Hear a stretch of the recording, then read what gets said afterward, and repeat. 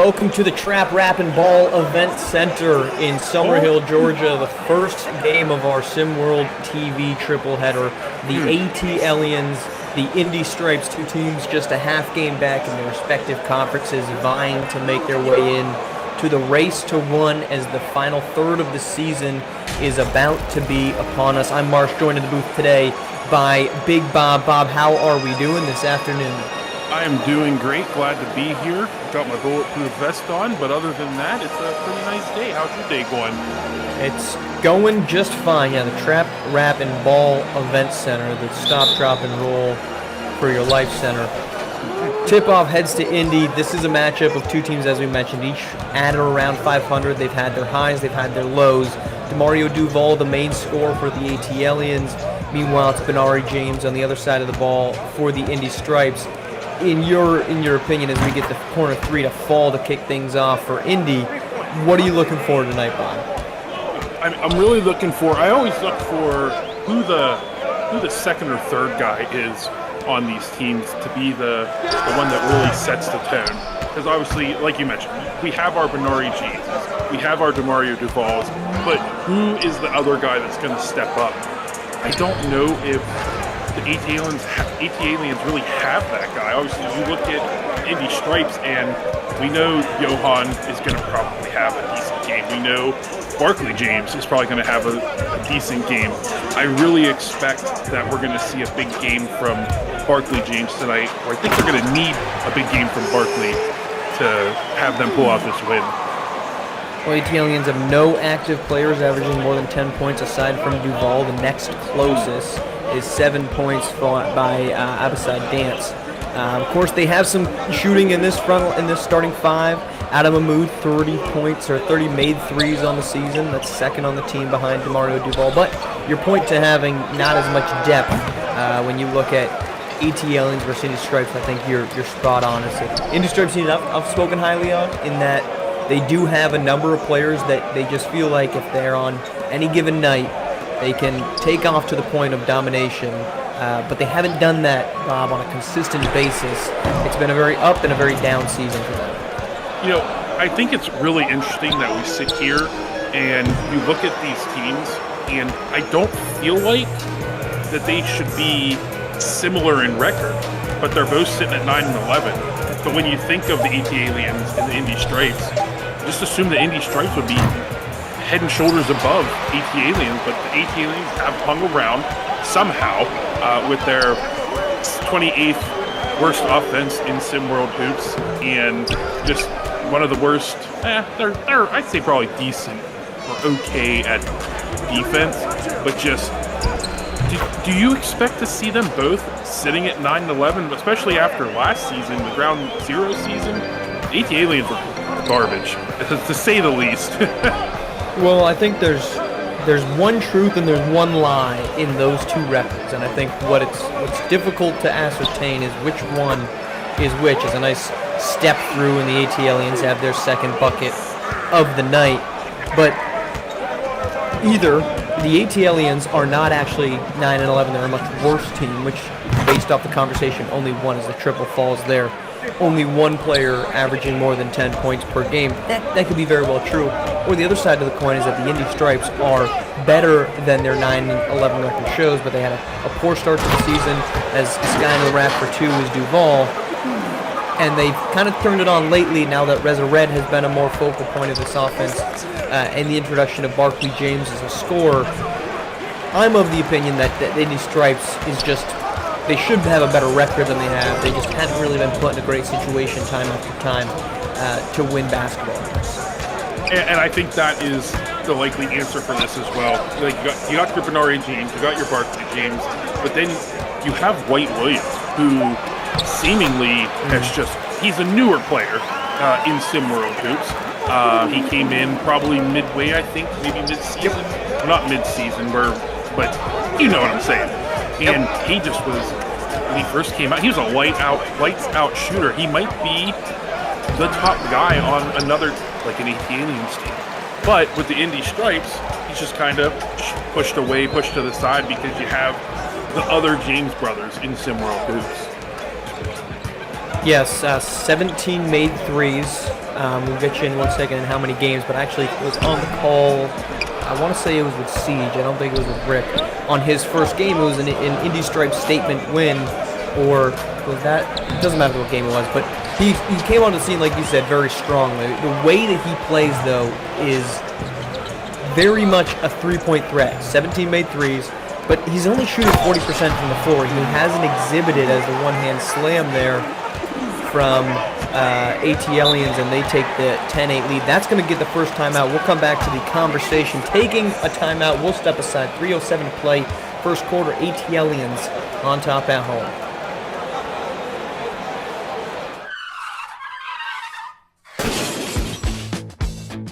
SimWorld presents Around the Table with E and the Fat Man. What's up, everybody? This is Big Bob. And this is Elava. And we are the co-hosts of Around the Table with E and the Fat Man. Around the Table is the SimWorld Hoops podcast where Big Bob and I give our takes on various sports around the world. Make sure to tune in every Sunday at 3 p.m. Eastern Time to hear our takes. And don't forget to join in on the conversation with us on Discord at discord.gg/SimWorldNBA. And make sure to follow us on Twitter and YouTube at SimWorld4K. And as always, see the game, be the game. Later, folks.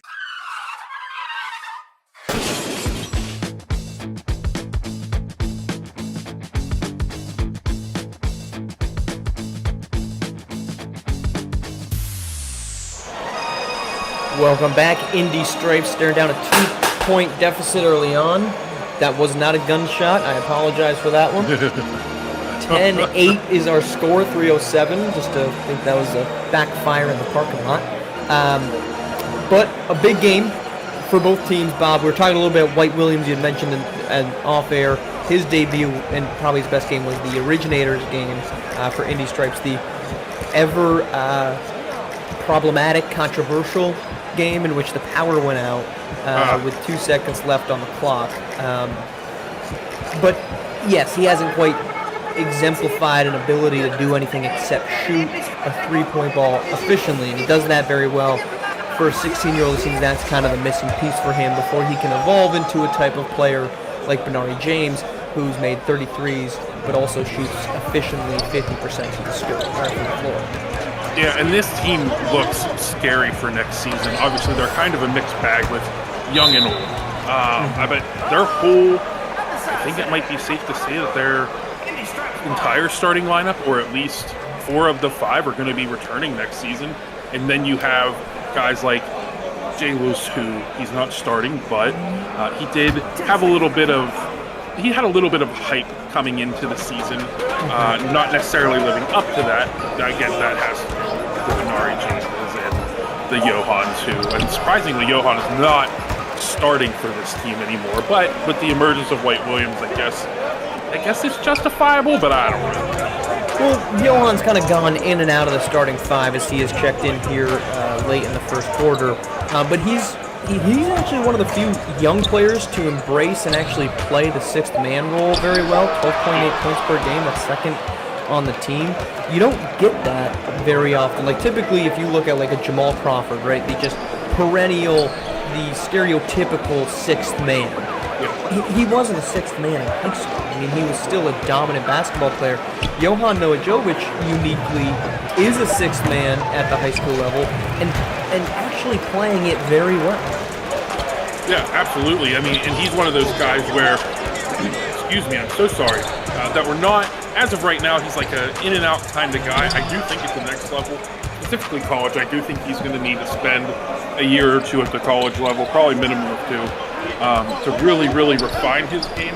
But he's someone I think that we're going to be hearing about, I always want to say on Sundays, but basketball is every day, so we'll be hearing about him on NBA night, I think, down the road. Foul drawn there by Marcellus Brungo, excuse me. That'll be the first foul of the game, first 2 free throws, as we've seen over the last couple weeks. A bit of a swallowing of the whistle, if you will, from officials in terms of calling shooting fouls. A lot of physicality being let loose and allowed to happen, but Brungo getting the early foul shots. First one's good, chance to tie it up for the Indiana native. So I know we got Benari James. He's obviously the top player. I guess statistically, Benari James is a top player. By hype alone, I think we can say that that's probably Reza Red, just because of all the hype surrounding him prior to the season. That's who we always talk about. But with Barkley James, there's too many B's. Barkley and Benari. So Benari, specifically Benari, I'm focusing here. What do you think we're going to see from him at the next level? Well, one, do you think he's going to go to college, or do you think he could be one of those G League jumps? Personality-wise, he makes sense as the 3 falls there from Dance. Personality-wise, and that's for the record, 4th 3-pointer made by Dance on the season. But personality, and I'm not saying that in a bad way from Benari James. Shot turned aside. Big block there. Stays Indy ball. But I think his game probably best translates at that level. But I think that he had, you kind of look at him as an idea, and you say, well, he's not big enough. He's 6'2", 200. He is big enough. Well, he doesn't play make. Well, he's got 3.8 assists per game as the double falls there by him himself. I think a lot of his game does translate. I think if he can get to 6'4", I mean, he's already physically at 200 pounds. That's high-level college basketball, NBA size. If he can show an ability to positively impact winning over time, stuff that like Darius Outlaw has been, I think a lottery pick is a high approximation for somebody at 17. I don't think it's insane. Yeah, I mean, it's hard to argue with the talent that he has shown. What is he? Surprisingly, only the number 8 scorer in SimWorld Hoops with 19.1 points.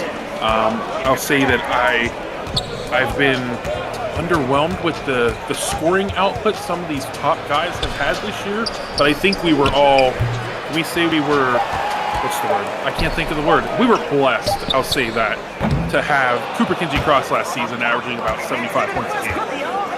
Indeed we were. Well, that ends our first quarter, 15-12. ATLiens on top.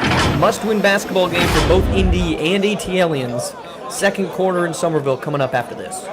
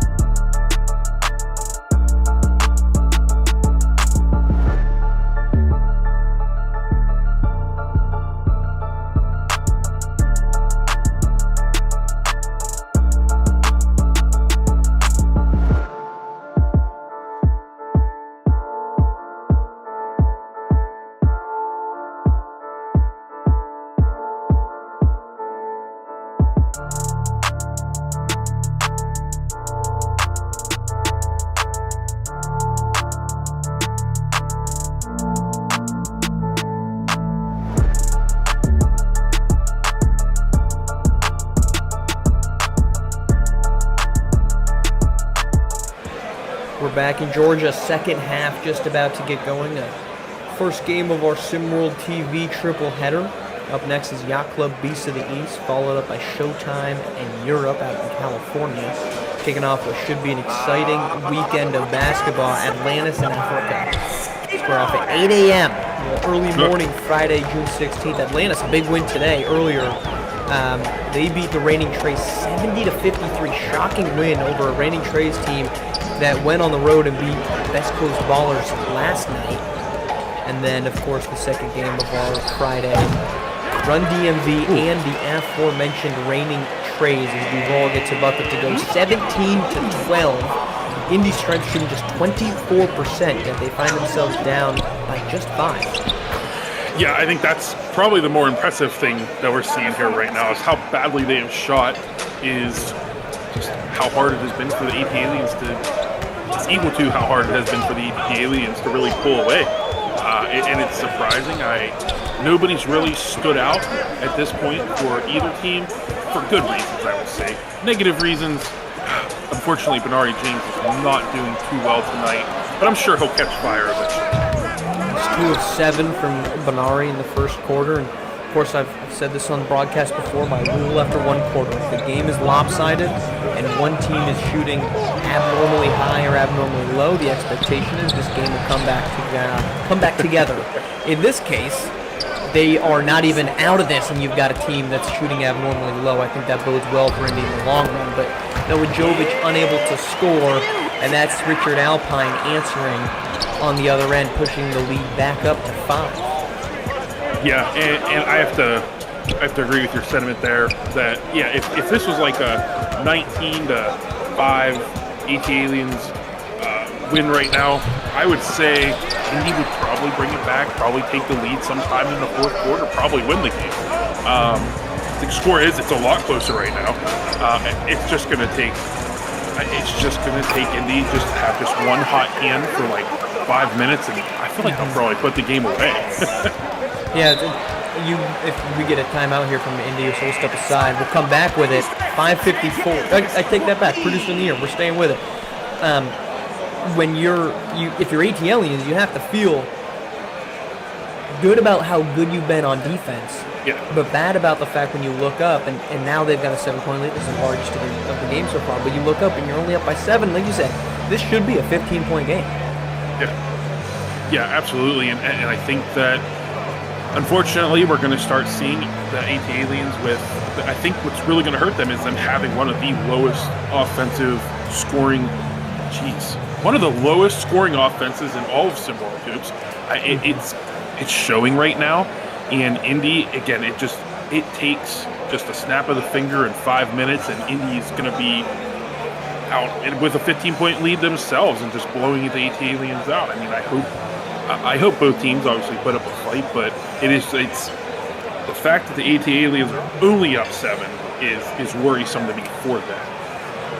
Yes, the Indy Stripes too. To that point, you talked about ATLiens not being a high-volume scoring team. Indy is 5th in the league, 74.4 points per game. So it's a team that a few threes.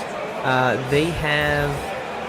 Just trying to get that one. I mean, they have 3 guys that have already made more than 30 3-pointers on the season. They take the second most at 19.1, and they make 43 of them.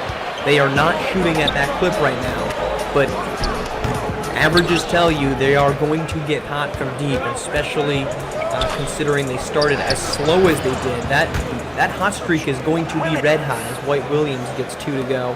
Cuts the lead back down to 5. Yeah, I think the one thing that does bode well for the ATLiens is although Indy does have one of the top offenses in the league, at least at the scoring side of things, they also have one of the worst, statistically speaking, defenses in the entire league. But when they're still only putting up the 21 points,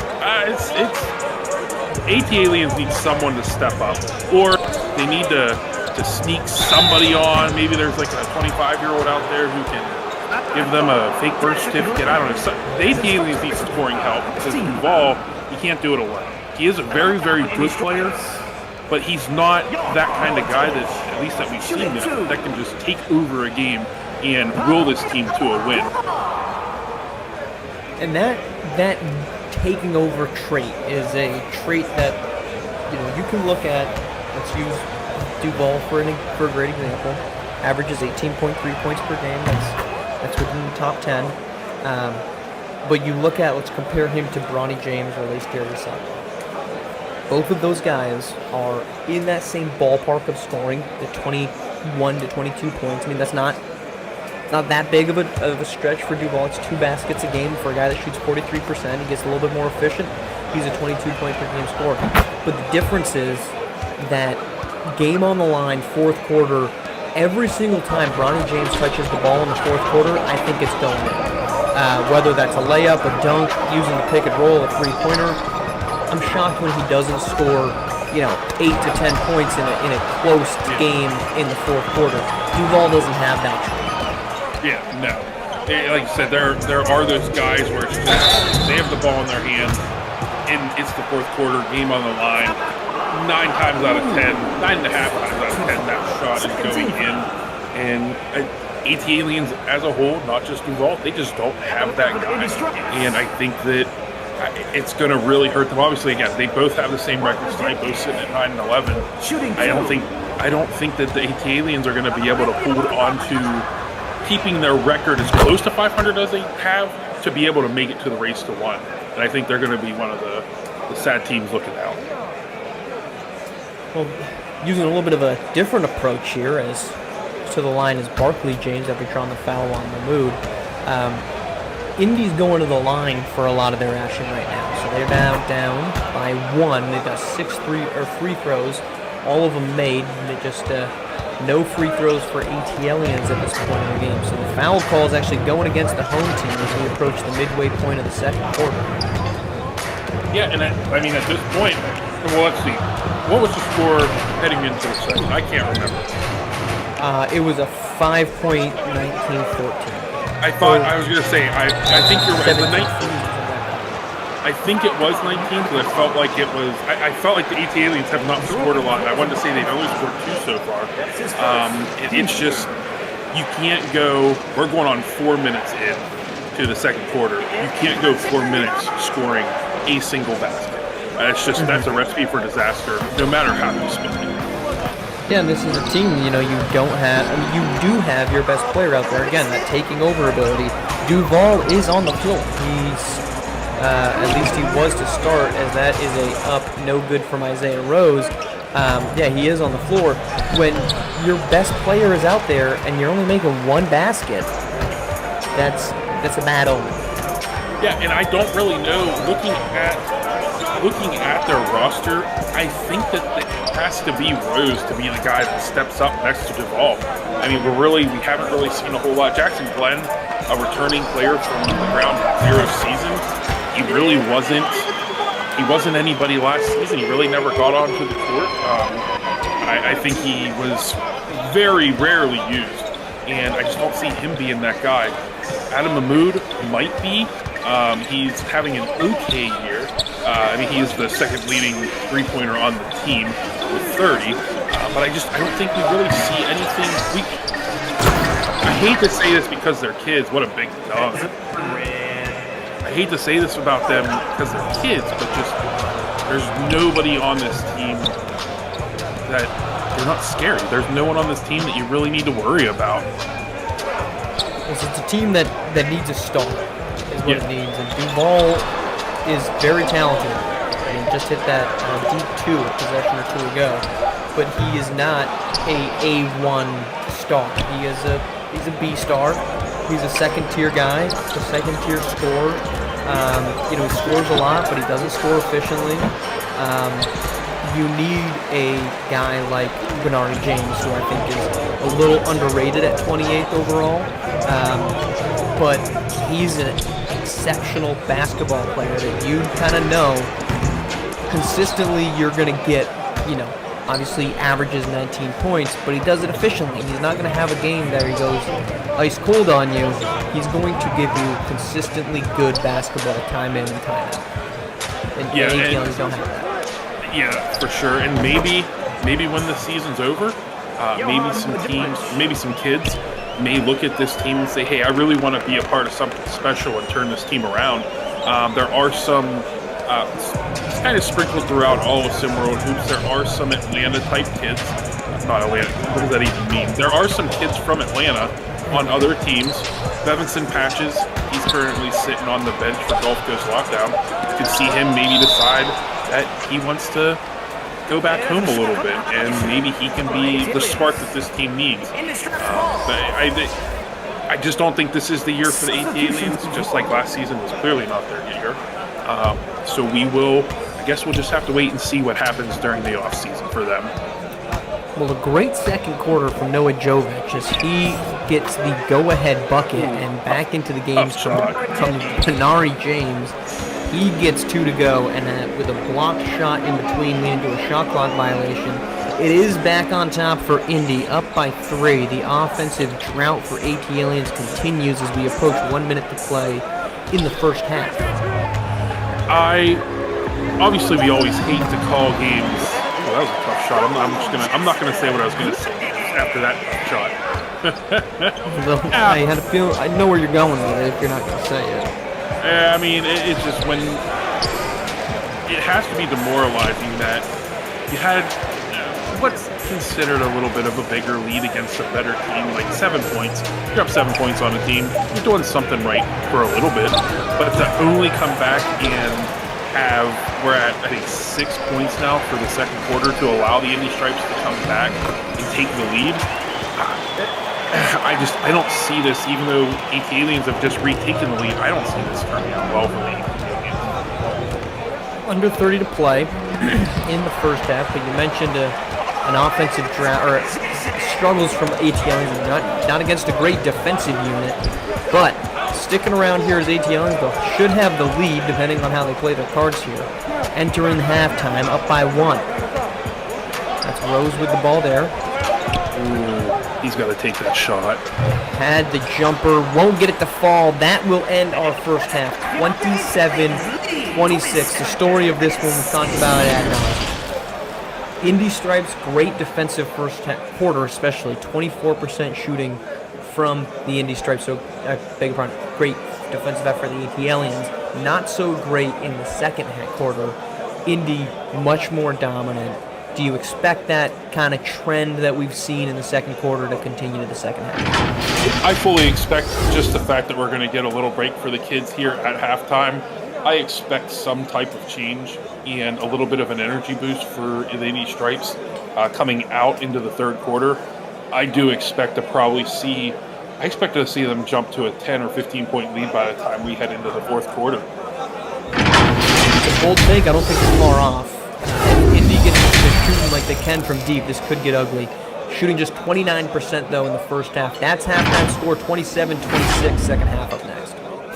Power beats, knocking kinda like girls knockers that I like. Wait to see, cause I'm destined to be iconic, bionic, pneumonic, my sonic go boom. I move like Jews from the Islamic high power beats, knocking kinda like girls knockers that I like. Wait to see, cause I'm destined to be.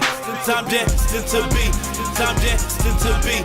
I'm destined to be. I'm destined to be.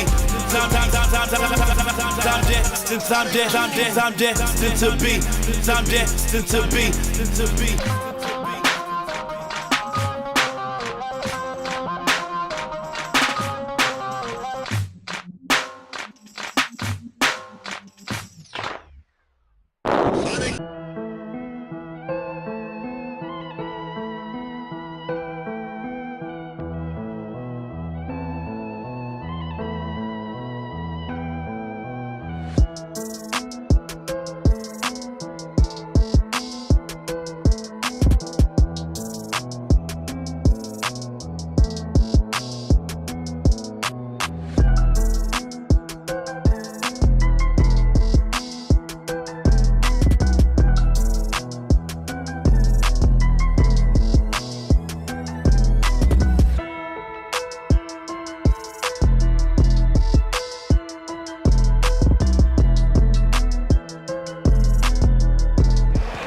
Second half just about to get underway at the Trap, Rap, and Ball Event Center in Georgia. The Indy Stripes staring down a 1-point deficit to the ATLiens, shooting just 29% in the first half. Benari James, 3 of 11, as Robert McGee called for the foul here.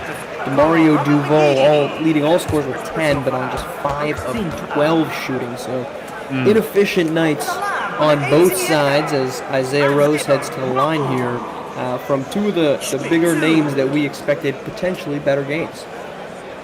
Yeah, for sure. And I try to look at the positives so far in this game. And the ATLiens defense has clearly been some kind of positive, holding a team to under 30% shooting, and holding them to 26 points in the first half. Pretty impressive, especially a high-scoring offense like the Indy Stripes. But if they cannot break this 2-point, 4-point lead that they have, that they're going to probably have here, Barkley James and Benari James are going to catch fire. They're going to both probably hit some contested threes, which will demoralize the ATLiens. I don't know what to expect here on out. I'm trying to keep an open mind. I don't want to just say ATLiens are going to fall apart because they're the ATLiens. But I don't know. What do you think? I think it's going to depend on if they keep playing defense like this. I don't think that you can look at a team shooting 29% and say, well, they're just having a bad night. The ATLiens with a block shot there have been playing phenomenal defense all game, and that's part of why this team is up by 3. But I think if they can keep doing that, that's something within their control. As DeMario Duval gets to the rack for 2 more, that's within their control. They win this basketball game. But they can't keep that defensive intensity being headed the opposite direction, I think, Indy is. Yeah, and I think that's something that we've seen with some of our top teams recently. ATLiens are not the only team to struggle a little bit, have good defense, but struggle offensively. We got H-Town. When they can't get the ball scoring, then they struggle a little bit. And Philadelphia, I'm not going to talk about Philadelphia. I think they're on the uptick. But they win the other night. Yeah, but just when you think of tough, gritty defense, I feel like ATLiens and Philadelphia Elites are the teams that you want to think of just because of where they're from. Well, a 9-0 run as that 3 falls from Adam Mahmoud. A 9-0 run and a 10-point ATLiens lead. Their defense has remained tight. They've gotten 2 straight layups from DeMario Duval on the pick and roll, and now a 3. And they've pushed this to a 10-point lead, their largest of the game. Trying to answer on the other end. 3 will fall. And that's Barkley James for 3, 36-29. 6 minutes to go in the third. That was a great vision by Reza Red down there. I was just going to say, I feel like we really haven't seen anything from him tonight. I think that's one of the things, being such a young kid, he doesn't really know how to use his size yet. He should be scoring 15, 20 points a game. In my opinion, at his size, he should be able to physically just... Ooh! White Williams with a powerful slam. He should be able to, he should be able to physically dominate 90% of these kids, 95% of these kids that he goes up against, but he's still kind of, I don't want to say he plays soft, but maybe coach just doesn't have him in the right position. Back-to-back buckets from Indy Stripes draw the ATLiens timeout. We invite you, if you want to be part of this action, if you want to be part of trying to figure out how to stop Reza Red, or if you want to figure out how to, I'm not saying Javon Storm's on the hot streak, but or on the hot seat, but if you want to figure out ways to coach players like Reza Red, we invite you to join and apply to be a coach within SimWorld Hoops. Number of coach openings. You can apply at our Discord, discord.tv/SimWorldNBA. A number of coach openings on a number of very high-profile teams. A couple that just got filled up, but I believe Gotham 5 is still working under an interim head coach. Of the H-Town Hoopers, 2 teams that are in the top 5 in the conference. No head coach, so you can join the teams here. 1/3 of the season left. Discord.gg/SimWorldNBA. Apply to be a head coach today. Hey, I can't let you disrespect H-Town's new coach already. I know. Did they hire somebody? I apologize. I know he just got hired yesterday, so I am surprised he's still there. He's already broken the record, I think, for the last one. But give Jaden Banks a little bit of respect. I apologize. I thought Jaden Banks went to Showtime. I apologize to Coach Banks. I do apologize. So that's the major hiring I was thinking of. Apologies there. So, but there's still got the 5 the opening. To the point you were making, because I think you're spot on. Reza Red, when they have been good, when Indy Stripes has looked like an elite team, Reza Red has been involved. He's been engaged. I don't know if this is the issue of the head coach not developing plays, as White Williams called for a charge there, some barrels into the paint. They haven't looked as good when Reza Red isn't super active, and I don't know if that's that head coach Javon Storm's fault or Reza Red's fault, because this is a team obviously that relies a lot on Benari and Barkley James for their offensive creation. It's difficult for a big man to create on ball like that. Where would you place the blame for his kind of up and down season? It's them being kids. I would say 99% of the time they're playing the coach. But him being as young as he is, playing against some of these talents. Ooh, I don't even. I just passed it right to him. I might want to check and see if there was any bets on this game. It sounds like he's trying to throw it. I think that it's a 99% coaching, and I'll say that 1% is Reza Red just trying to be selfless and getting his teammates more involved. Because for a big guy, he's got great vision. He found Barkley James in the corner earlier when he could have forced up a shot. He found Barkley James wide open in the corner. So I'd say 99% coaching, 1%. Kid just wanted to get his teammates involved a little too much. Mario Duval, 5 straight points after the timeout. He's got the lead back up to 10. Benari James pulling up from deep, won't get it to fall. 4 minutes left in the third quarter. ATLiens, a 10-point lead. They've led. This is tied for their largest lead. They led by 10 earlier. And a baby hook inside from Richard Alpine, and that pushes the lead to 12. Yeah, I mean, those are the types of things that I would like to see from Reza Red a little bit more. I mean, Alpine clearly using his size down there, giving a little butt bump to get himself closer to the rim and get a higher percentage shot. Mahmoud called for his second foul. That'll send Noah Jovic to the line. Still owning a heavy, I think this will be 7th and 8th free throws for Indy Stripes. ATLiens yet to attempt one. But ATLiens hasn't really been playing Bob too much in the paint. They've been very much on the perimeter. Indy Stripes has been the ones that's gotten a little bit more downhill on this one. Absolutely, and I think that the ATLiens are going to need to be a little bit more physical if they do want to keep this lead. I'm a little speechless, which I'm not very often. I'm a little speechless at the fact that this is still an 11, assuming about to be a 10-point game for the ATLiens, because I really thought the Indy Stripes would come out really looking well-rested, on fire, and it was the ATLiens that came out looking like the better team, which is just a little bit of a shock to me. Second free throw does indeed fall from Noah Jovic, 10-point game, 43-33, 3:40 left to play in the third quarter.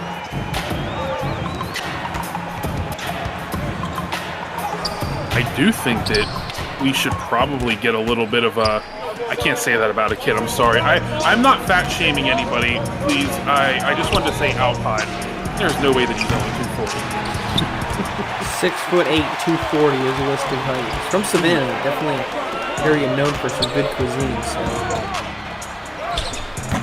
couldn't fault him if he was in fact a little bit bigger, but using his size there, offensive board, can't get it to go. Pulled down there, Benari James in the thick of things. Now he's dashing past Alpine, up, midi won't fall, Reza Red, the board, can't get that to fall either, looks like a lot of contact, no foul. What is going... Who is that over there, Marsh? It just looks like a bunch of huge dudes, and who's behind them over there? Where are you pointing to? Over there by... They just came in... This came in over there at the other exit. It looks like he snuck in a little bit. I can't tell. Looks like he has a couple chains on his neck. It looks like there might be two. Is that two chains? 2 chains? Do we have a 2 chain sighting here in Atlanta? That must be it. We got a 2 chain sighting at an ATLiens game. I mean, I think I might be a little bit more impressed if we've seen Big Boy come in, but I'll digress from there. Different era of music for me. Different era altogether. I do indeed agree with you there. Just a touch might be dating yourself there, Bob. Layup there from Benari. 10-point game again. 2 minutes to play. You know, I really do wonder how many of the kids that are playing right now look up at the mural on the court and go, I wonder who those 2 guys are.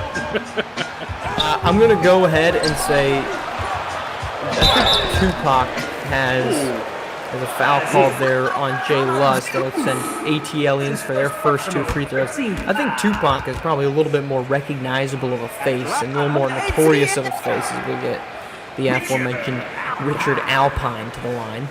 Shooting 2. Yeah, I guess that is true. And that's a shame. I will say that's a shame. Shout out to I would agree with Outcast. I would agree with that. See, Invite you, if Alpine- you're just real quick, Bob, if you're tuning in, you're watching this on YouTube, we invite you to like, subscribe, turn on the notifications so you know every time SimWorld Hoops is broadcasting. Typically, Tuesday, Wednesday, Thursday, Saturday are our games, but that does not mean we don't have some holiday games or days of the week that we like to broadcast. Of course, we have a massive quadruple header on Juneteenth. Begins at 12 o'clock with Originators and Best Coast Ballers. Wraps up Reigning Trays and Bay Area. A really big day of SimWorld Hoops. But like, subscribe, turn on the notifications to YouTube. Make sure you don't miss any on-court SimWorld Hoops action. I don't want to miss anything. Don't want to miss that, but they do end up missing the layup. Alpine can't finish after a scintillating couple moves there from Kalen Colbert. Good body control there. What I was going to say earlier before we had to drop our little YouTube promo, Richard Alpine seemed to take our advice a little bit. He started getting a little bit more physical and forcing his way to the basket, which again would think ATLiens needed to do. Like, they need to show some physical presence tonight, and they're starting to do that. How about this for a question, though? Richard Alpine, 6'8", 240, guarded by Reza Red, 6'10", 235. We get a jump ball on a possession in which Alpine was guarded by Red, but it's Sean Chapman-Daly, 6'3", 181, who's the one that's roughing it up in there, going for the ball to get the jumper, or the jump ball. Yeah, you know, I mean, sometimes it's that Rudy effect. I mean, I don't know, the underdog. Like, do you really expect him to be the one that comes out on top of that? Absolutely not. Sometimes maybe he's a little underestimated, so you don't think you got to try as hard. But then here comes the dude with the 18-foot vertical, apparently. Well, I'm not. Isaiah no. Rose can't get that to go. Good contest there from Red. I'm more concerned about the fact that it's not Red who's mucking it up trying to get the ball. Yeah, and that is true. It seems like he hasn't really spent a whole lot of time in the paint today, and that is just. I would probably lay outside of the shooting troubles that the Indy Stripes have had. Not having Reza Red really spend a ton of time in the paint or trying to use his size, it's really, really hurting the Indy Stripes. And like you said, when we see Reza Red show out, we usually see an Indy Stripes win. Well, Indy continues to struggle. That quarter, a lot of missed layups inside. They're staring at a 10-point deficit. A great quarter there from ATLiens. Fourth quarter on deck. Still waiting for a big smile out of you. You're up 2-0. What's the story? Are you not happy, or you're only half happy, or Still to be happy about. you're up 2-0? Job's not finished. Job finished? I don't think so.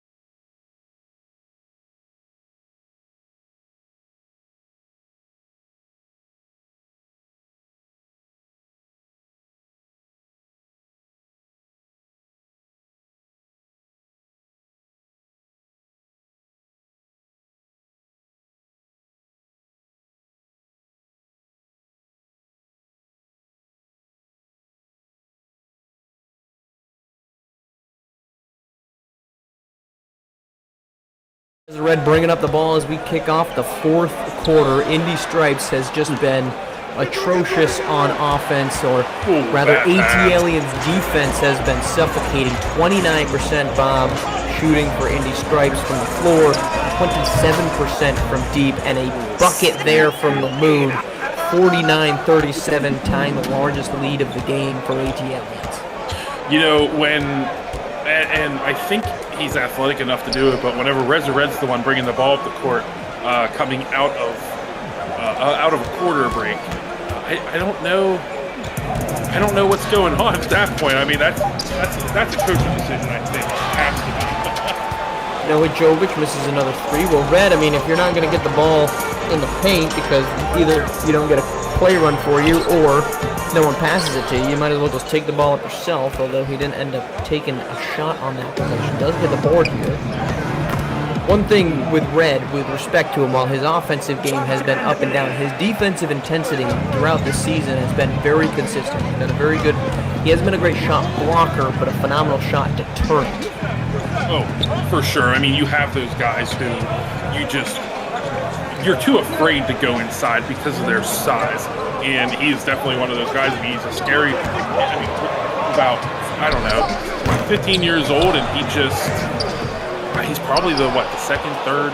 Nah, I say he's probably top 5, though, when it comes to just the biggest kids that we have out here, and that's humongous for his age. I do not envy his mother. And that night must have been a rough one.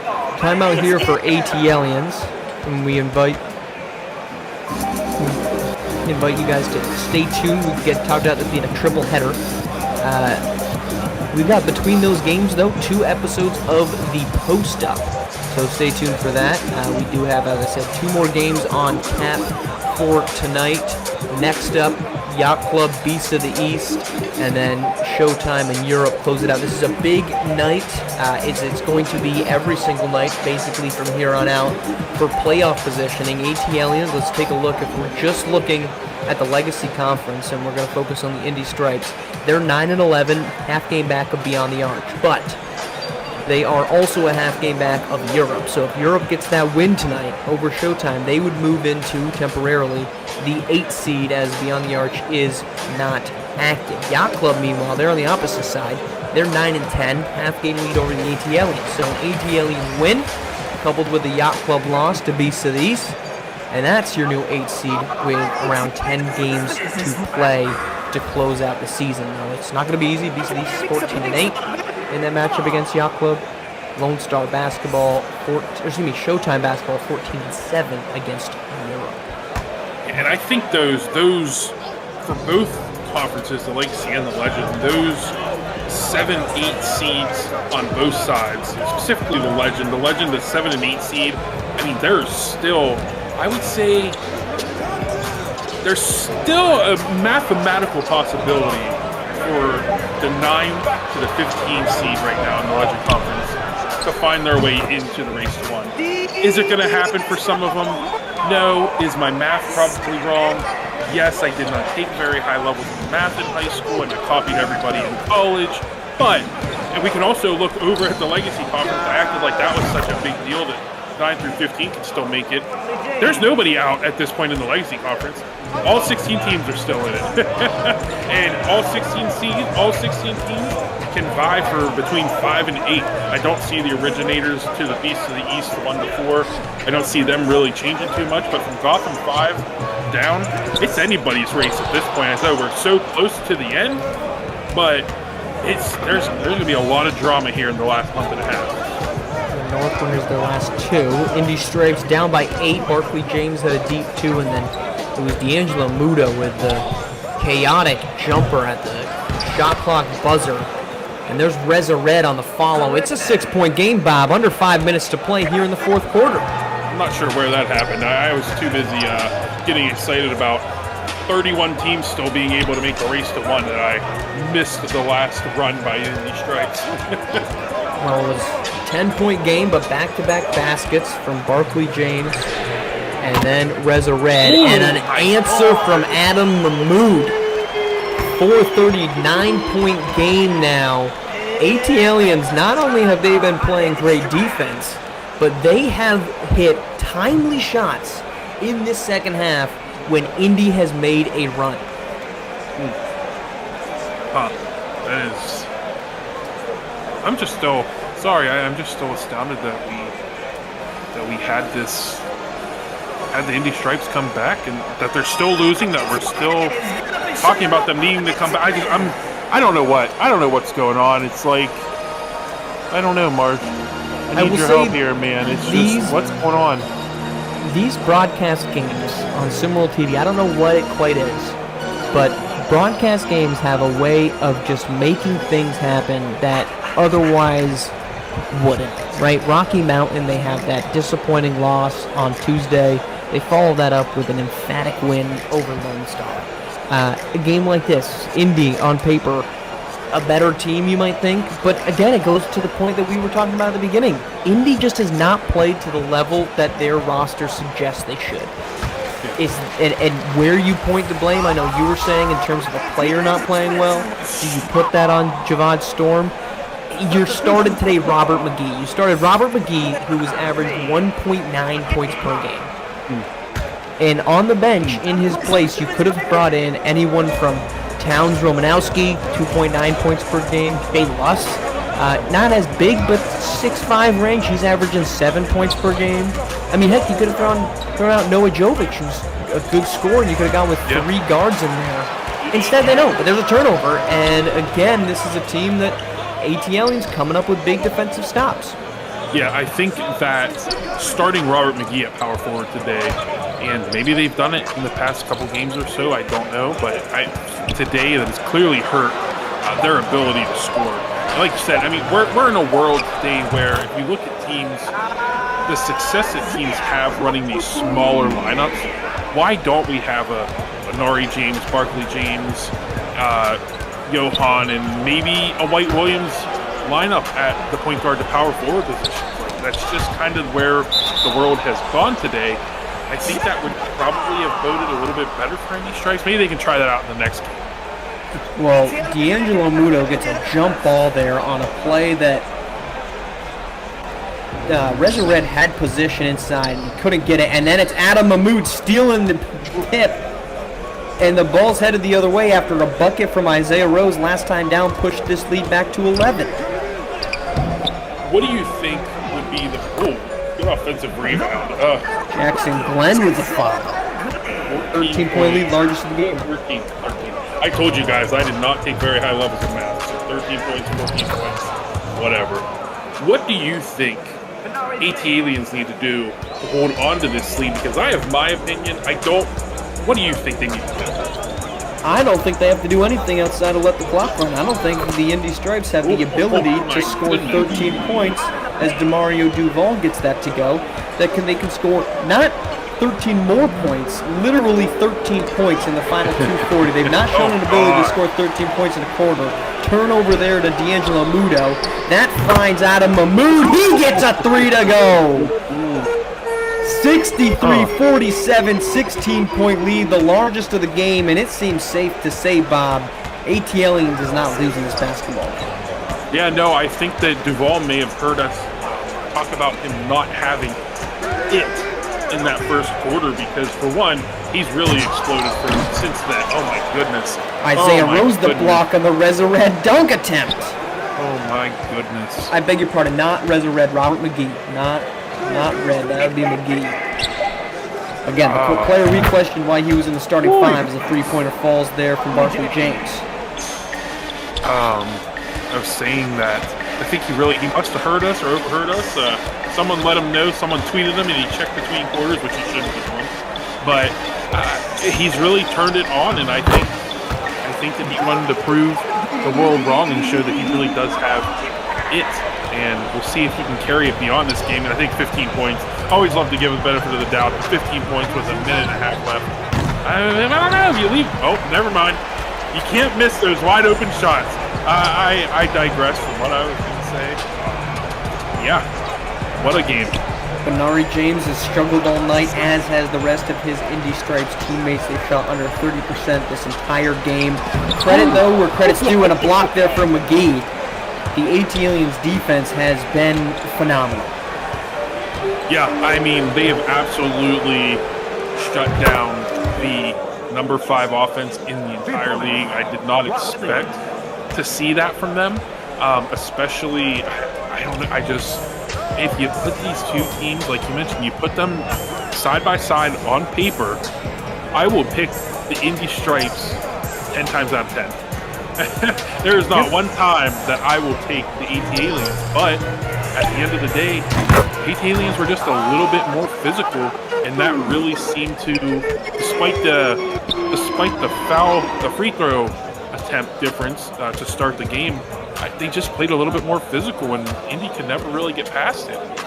Adam Mahmoud buries a 3, puts it back to 15, so that will do it. Mahmoud has maybe been the best player on the floor tonight. Duval has been good but inefficient. Mahmoud, though, some big clutch 3s down the stretch. That is going to be it. Unfortunately, no real way for us to get to 69 barring a shooting foul here, so 68 will have to be your winning score. But a massive win for the ATLiens. They move to 10-11. They will be closely watching the Yacht Club Beasts of the East matchup, a win, and they are moving into the number 8 seed on their own. Certainly a lot of basketball still to be played, but a big win for the ATLiens, 68-53. Thank you for joining us. Stay tuned for the post-up, second and third games of our triple header, and as always, see the game, be the game.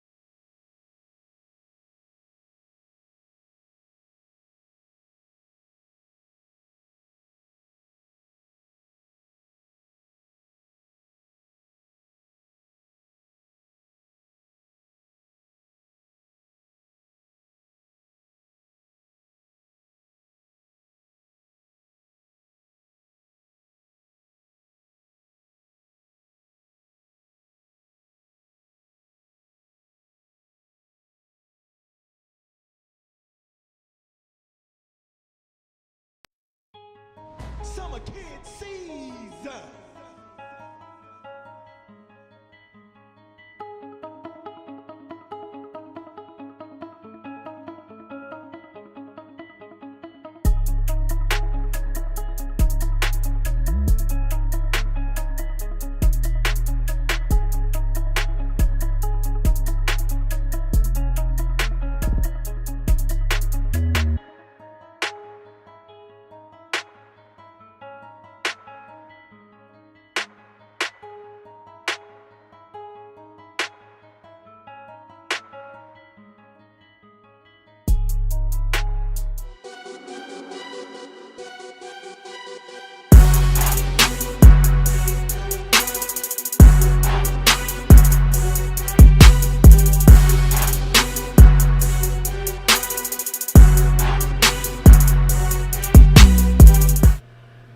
Hey, we're back again for another episode of The Post Up. You know who I am. I don't have to introduce myself anymore. Well, maybe I will. Yale's here, and I'm here with first time on The Post Up. What's going on, man? Introduce yourself. I'm gonna let you do it. Oh, it's me, Siege. I definitely need an introduction. I'm not there yet. We'll get there, but excited to be here. First post up. It's really nice in here. I'm loving the ambiance you got set up in here. Hey, man, what is that? Is that, I feel like you may have had a little crab rangoon earlier. Is that Is Oh, that the you case? you can smell it. You can it's the Rangoon in the sweet chili sauce. That's what you're smelling. Good nose on you. Hey, I've been to strip clubs. Hey, so man, what a game! I don't know if this is what What a game. anybody anticipated. Maybe some did, maybe some didn't. Explosive Indy offense, not much of a defensive squad statistically, as many have noted, going up against ATL. Going against the ATL team who offensively struggles, but they get after it defensively. What do you make of what occurred here? I mean, look, the first thing you're going to notice when you see this game is Benari James struggled. And I think the reason it's so loud when he struggles is because we're used to him showing out. He as much as he likes to talk, he usually backs up that talk. He did have a tough game tonight. Barkley stepped up a little bit. 6 for 20. Yeah, 6 for 20. It was not an efficient night for him. And the thing is, you think, why does he keep taking shots? But that's kind of what this team is based around. Like, Benari has to take his shots. Barkley did step up. He was very efficient. He had 15. 3 for 4 from the 3, 5 for 7 from the field. So he stepped up a little bit, but that's the thing. The performance he gave is a great game for the number 2 guy. Benari just didn't have one of those games, and everyone has those games, ATL stepped up all the meanwhile. So great game. I don't think that's the full extent of what we can see from Indy. Demario Duval came out and showed out. We're used to him doing things like that. All around, this game went as expected, I think, for ATLiens, the way they played. Indy, and I hate to put it on him, but when you're the star of a team, you're going to get the love for the wins and you're going to get some of the pressure for the losses. But Benari, we're just hoping that this is just a bad game and not a consistent thing. I definitely don't think it was a consistent thing. He's shown us all year long what he does on the offensive end. I agree. And I'm sure he's going to bounce back.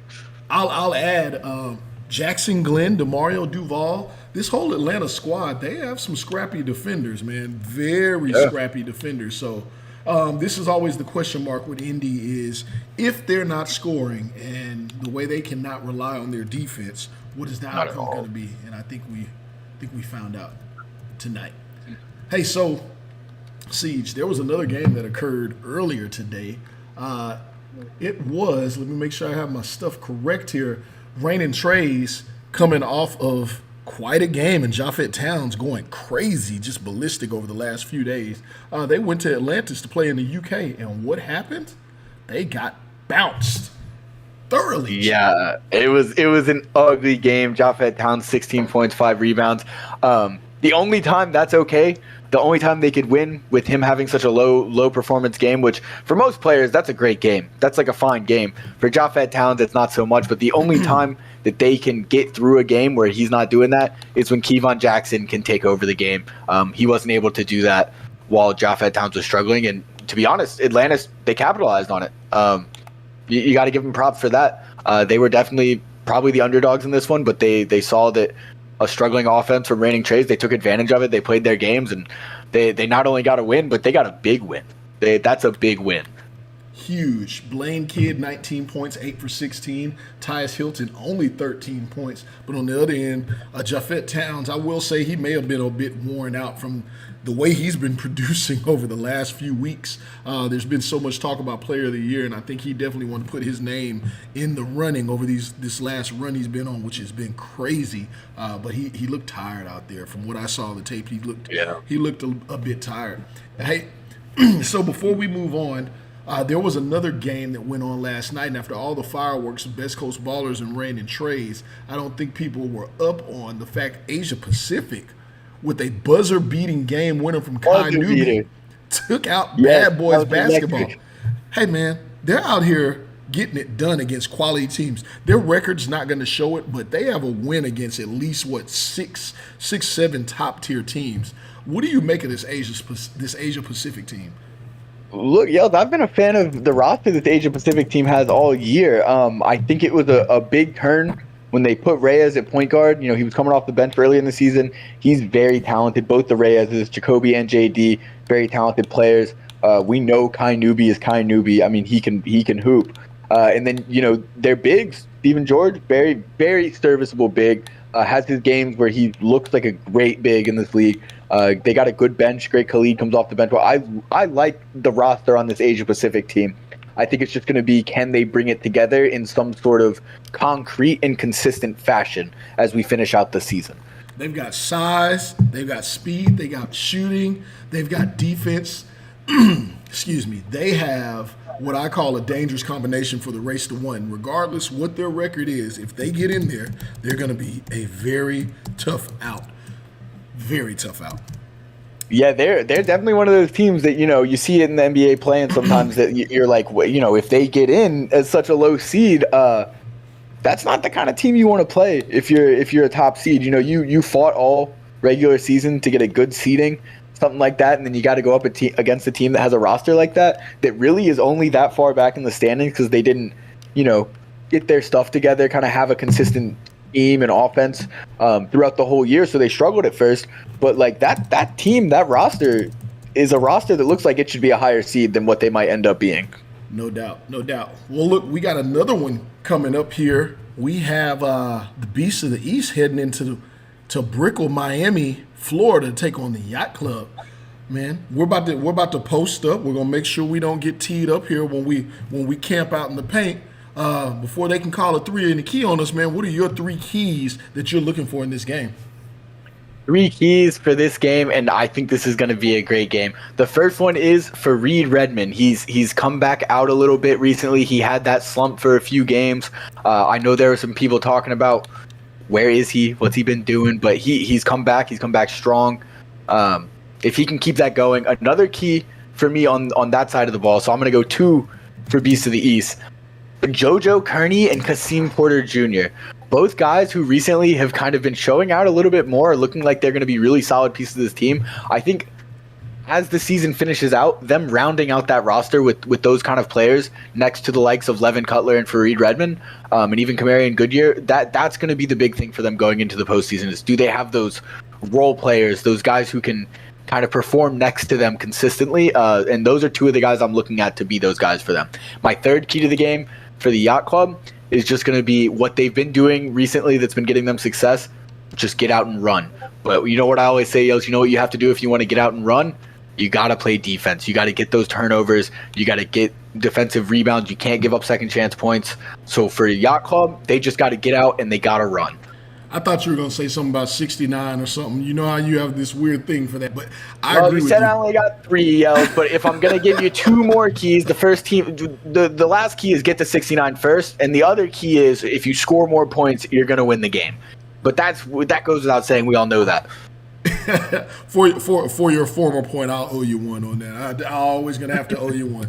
But look, I agree. Yacht Club got to get out and run. They have such a conundrum, Coach Laster out there with that team because they're so versatile, and I still don't think that they have an identity. But what they have is a ton, and I mean a ton of skill out there.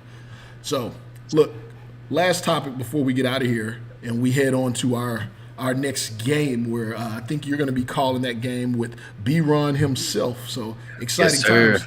Marsh gave me a little hard time earlier today, man. So for those of you who don't really know Marsh, we want to get to know him, or better yet, we want to give our opinions. We want to let you know what we think. Does Marsh give off more of a Miami vibe or more of a Vermont vibe? And why? Marshall, I hope you're listening. To really be able to fully answer that question, I would have to go out with Marsh sometime. But from what I know of Marsh, give me what the second option was again. Tell Miami me the name of that place. Or Vermont. What I imagine his interests are give me more of a Vermont vibe. I can't see Marsh out in the club. I feel like he'd hate everything. He'd be picking the place apart. Like, these lights are a little too bright. The food here sucks. Like, these drinks are like not mixed. Marsh he's a critic because he likes nice things. We can all aspire to be like Marsh in that aspect. So I'm gonna go Vermont. I could see him sitting by a nice fireplace, reading a book, eating some good veggies. I'm gonna go Vermont on this one. What do you think? Yeah, Vermont all the way. Vermont all the way. For those who don't know, you may catch him partying it up. Let me not say partying. You may catch him having a fine glass of wine in Miami at some point in time. Did that rhyme? Did all of that rhyme? That was crazy. Nice. My God. That was nice. I'm a lyricist. Y'all hang on. All right, but yeah, you may catch him out there, but yeah, I think it's Vermont. I think Marsh is the kind of guy that likes to watch the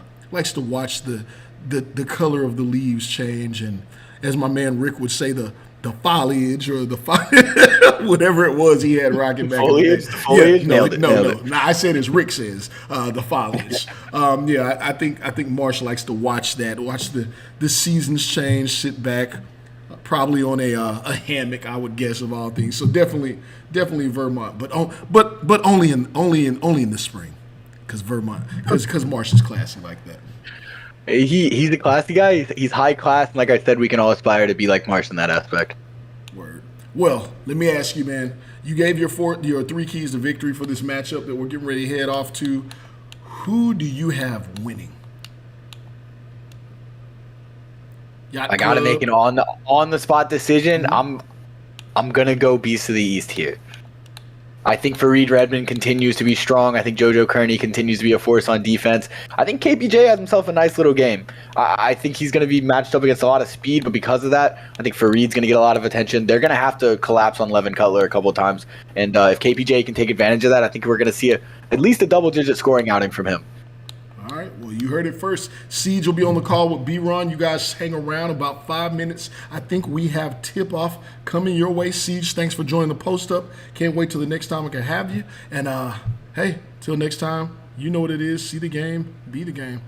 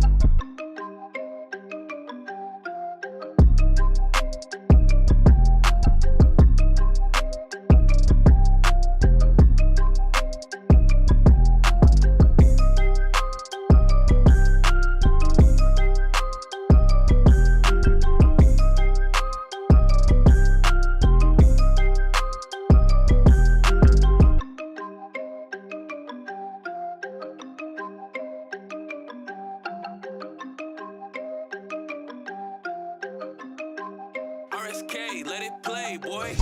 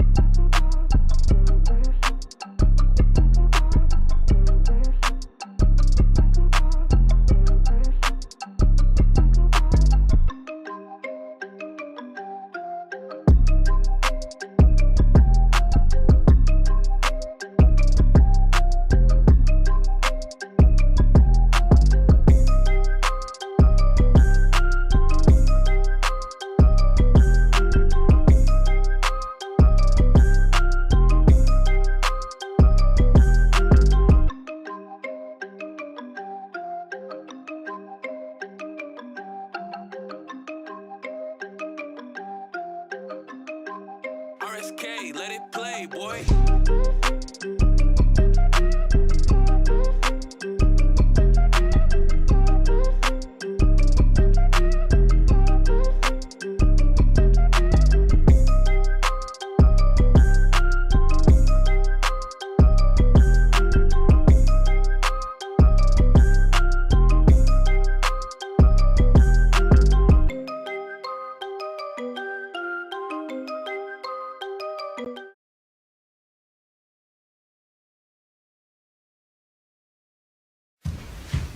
Play jazz. Playing jazz. Smoothie. Making smoothie. Calendar. No meetings today. Remember, tandläkare at 9:30. Fire off. Fire off. Open door. Door open. Sånn. Så skal vi sette en til. Ja. Open door. Wrong voice command. Open door. Wrong voice command. Open. Open door. Repeat that. Open door. I didn't understand that. Hey, open door. Play on the floor. Get over the door. Open the door. Wrong voice command. Error. Hey there, with a rock. Open door. Open door.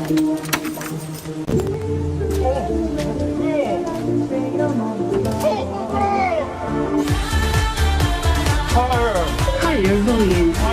Higher.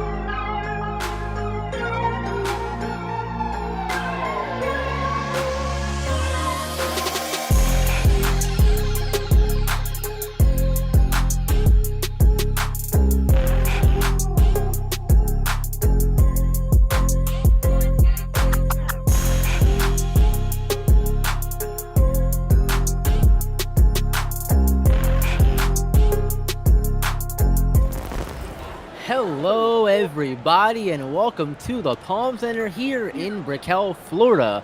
I am B-Ron alongside Siege from the SimWorld Superjet to Florida to your ears in your homes. It's SimWorld TV, game number 2 between the Yacht Club and Beasts of the East. Siege, first of all, how you doing, my friend? Always good to share the booth with you, sir.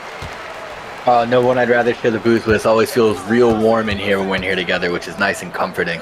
I'm excited for this matchup here. I think we've got two teams that are loaded with talent. There's a lot of talent on both these sides. Absolutely. One having a little bit better of a year than the other, but both teams still making that push for the race. One of them a little more firmly in it, but you got a lot to look at on both sides of this game. You got Yacht Club, we've been talking about it for weeks now, and they find that identity. They've got all the talent in the world. We've said it before, me and you on a broadcast. They've got as much talent as any other team in the league if you look up and down their roster. Exactly. But they haven't been able to find that identity. On the other side, Fareed Redmond has been back to his old self, looking really good. Jojo Kearney's coming on a little bit, looking like he's going to be a nice player. Ranked 100 in the rankings right now, just snuck in there. So it should be a good matchup. A lot of talent, a lot of good basketball should be played tonight. Yeah, it definitely should be a good game here tonight. And you know, we mentioned earlier both these teams, and this game has very heavy race to one implications as far as seeding goes, as we get through the latter half of June here and July coming up before the end of the season. But Yacht Club entering at 9-10. They lost their last game by 5 to Run DMV on the road. So, you know, they hung in that game and fortunately weren't able to pull out the win. And then for the Beasts of the East, they are still over 500. They are at 14-8 coming into this game. 2-in-a-row win streak, so they're playing really good. Well, playing good as of late. Have more things to work on, of course. But the Beasts of the East won their last game, 76-54 versus SimWorld South America. Well, Yep. I'm really interested to see how this game is going to go for both of these teams. As I said, race one implications in this one are kind of high as far as seeding goes. Yeah, absolutely. I mean, Yacht Club's still just trying to get a seed all. I mean, they got to just get in the race to one. So, I mean, if you ask me which team this game should mean more to, a win would mean more to, it's got to be the Yacht Club. But, I mean, like you said, seeding implications are a big time thing when it comes to any kind of playoffs. So, Beasts of the East need it too. You know, I've got an X factor I kind of want to watch for. I think KPJ, the Beasts of the East, if he can have a good game, he can find himself with a decent 10 to 12 points. I think they're going to win this game because he should be their fourth scoring option. But he's been playing really well lately. I like to watch him play. I like his game. And so he's kind of that X factor for me. Yeah, he's definitely come on, and I'm personally going to be watching Isaiah James in this one. He had some things to say in the freaking press conference earlier today, talking about his matchup against Bianco, Trey Willis, and Jay Laster, how he was going to stop all of them. I don't know if he's an octopus, but we'll find out tonight for sure. I don't know if he's got enough arms. You know who knows about octopuses? B-Ron, my boy Toshiro down here in Miami. I'll be going to see him with his wonderful family after this. We're looking forward to see how that goes. And there goes the big guy, Adam Max, with an easy layup. Want to see him dunk that one personally, but hey, points are points, man. He's kind of a soft-spoken big. His game is very soft-spoken sometimes. He's got a nice face-up game in the mid-range. He's got a nice turn. He's got a great feet in the post, but like his scoring tendencies are a little softer than that of like a Trey Hyman, an Arthur Lattimore. He's almost like he's like a basketball ballerina out there almost. It's very soft-spoken, but it works. I like that, basketball ballerina. I like that. And it's funny because you look at a kid like Max who had the issue with the team and early in the season, got suspended and came back at the game when they played the ATLiens about a month or so ago now. You would think that he wouldn't be soft-spoken on the court and his game anyway, but that is the case. Normally the two mesh together. You're one and the same on and off the court in that regard, but not here. No, and that was a surprise to me. I remember I was on the call for that premier game he had where he went off. He had a absolutely great game in his first game back from suspension. I was surprised. To see him do some of the things he did. Like you said, the way that's not so. There it is. There it is. He can do both. But like you said, you expect a guy who kind of like has that demeanor off the court to want to like put it in your face, to push you down. Be a strong big, but he really got that skillful side to his game too. Exactly, and if he can continue to develop both of those skill sets, then he would be a problem as he continues to get older and grow into his body and all that other stuff. Absolutely. Well, so far here, we are a good bit through, halfway through the first quarter, and we have a tie ball game here. Great defense doesn't lead to points, unfortunately, for the Yacht Club. We saw KVJ hit a nice little mid-range a couple possessions ago. I'd like to see him keep being aggressive, get his shots up. When you're not a Fareed Redmond or 11 Cutler on this team or Kamarian Goodyear, you might get a couple less shot attempts. So you got to be aggressive when you do get those open shot attempts. You can't be afraid to take them. You sure do, and we've seen some great defense here on the last couple of possessions from both of these teams here. They're knocking balls away, getting into passing lanes. You love to see it. As a person who was a pretty good defender when I played, I love seeing that kind of stuff too. Oh, absolutely. It's that hustle play. That's what you want to see from all your players. You want to see them hustle. You want to see them play hard. And specifically for this Yacht Club team, I've been saying it every time I talk about them recently, and I know it's a known thing. Is that aggression? There he is. That aggression we talk about. Kasim Porter Jr. throwing it down with two hands. And there's time out there from the Yacht Club. We'll have to take a quick break. Come right back for the rest of the first quarter here at the Palm Center.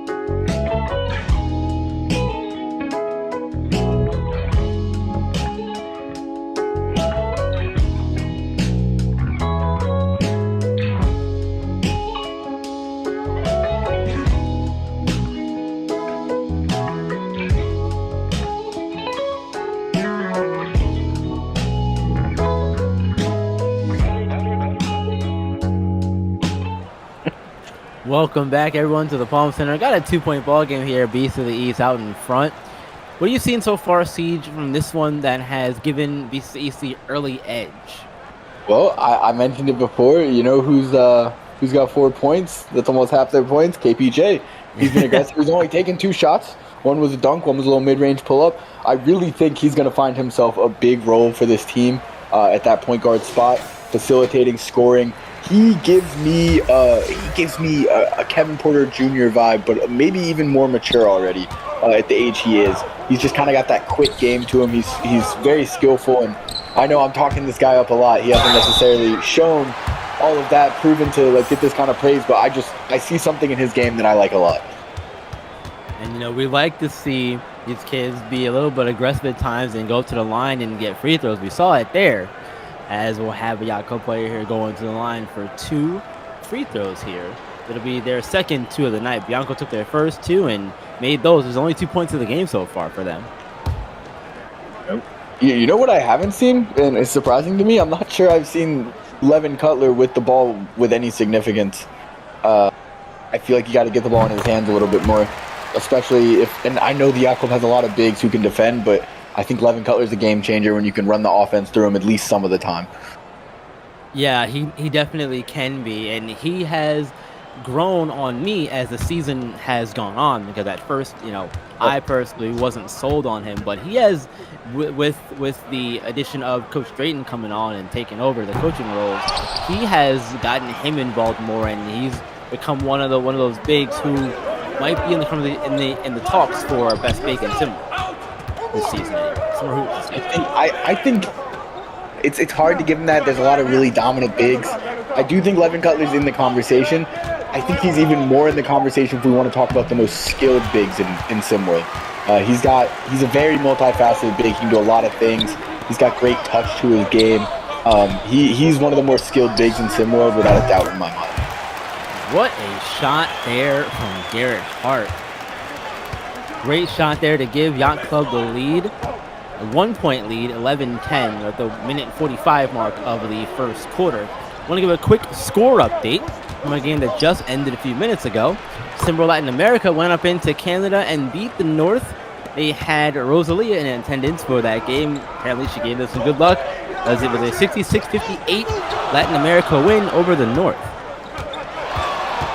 Those are both teams that could use more wins, so congrats. Absolutely. Latin America. Absolutely. There's a great block there. Now Beast of the East come back with it the other way. Great dish. Pass inside, but here's a rejection. The retained possession, though. Double is coming, and it's going to work. As Yacht Club forces the turnover. I love seeing this defensive intensity from the Yacht Club, getting these turnovers. They're playing great in the passing lanes. They're doing a lot of things that allow them to do what they want to do, and that's get out and run. They just got to actually start running when they get those turnovers. It doesn't look like they have them.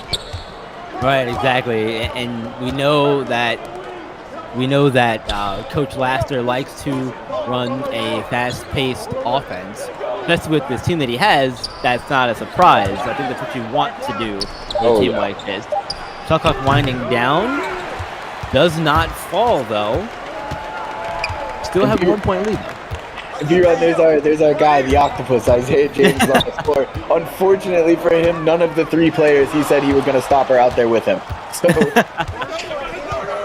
Hey, man, well, you know what? To be fair to him, you can't stop them if not in the game, right? I mean, you can't stop them, but also they're not scoring right now. So they are not scoring. Beast of the East got a 3-pointer to fall before the buzzer, and that is going to end the first quarter there. A 15-11 Beast of the East lead. Second quarter action coming right up. Come back for it. Brush my teeth while you're taking a shower. If there's one thing I know, there is power in ordinary love, ordinary love. Don't you ever say you are not enough, baby, you're enough. So don't you be afraid and take a leap of faith. It doesn't have to be holy, holy. I'm not asking for a God, just as long as you show me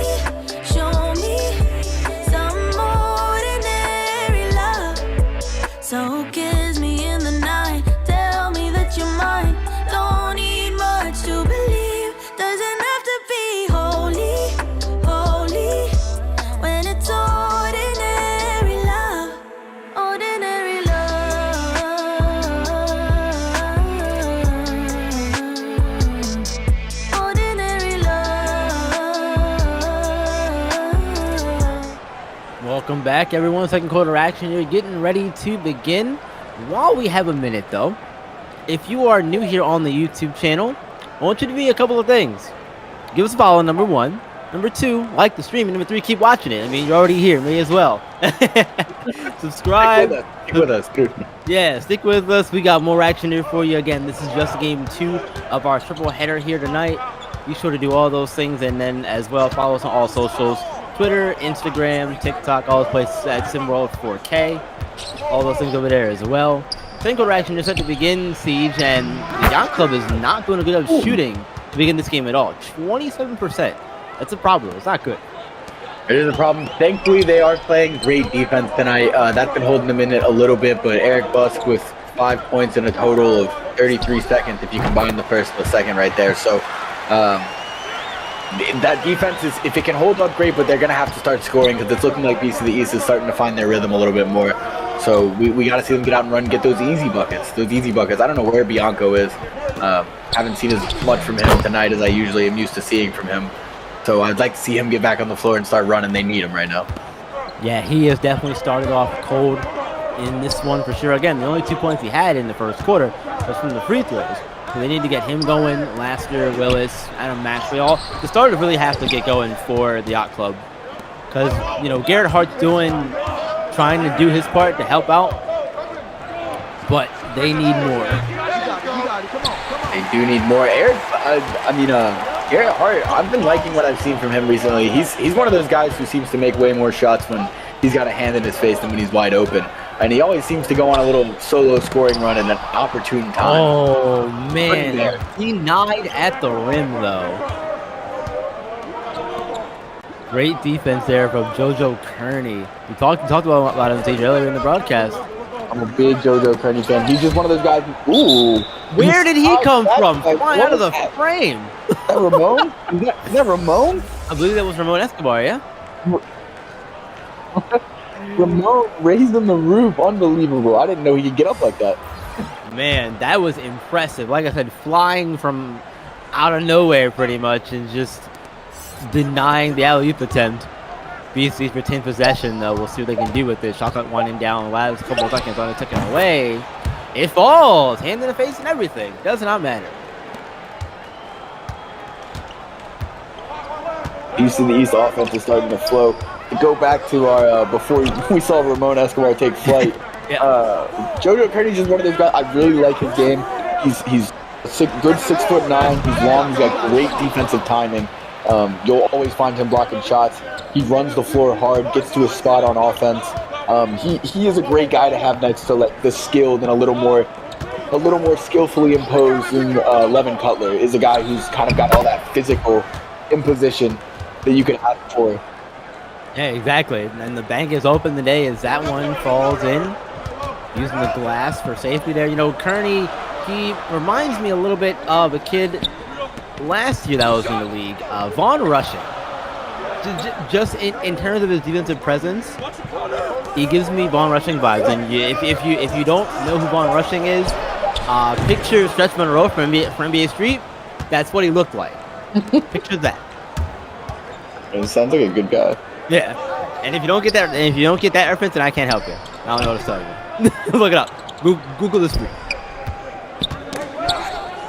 We got some ball movement here from Beast of the East, chucking up a three-pointer. That falls, and Beast of the East is on fire right now.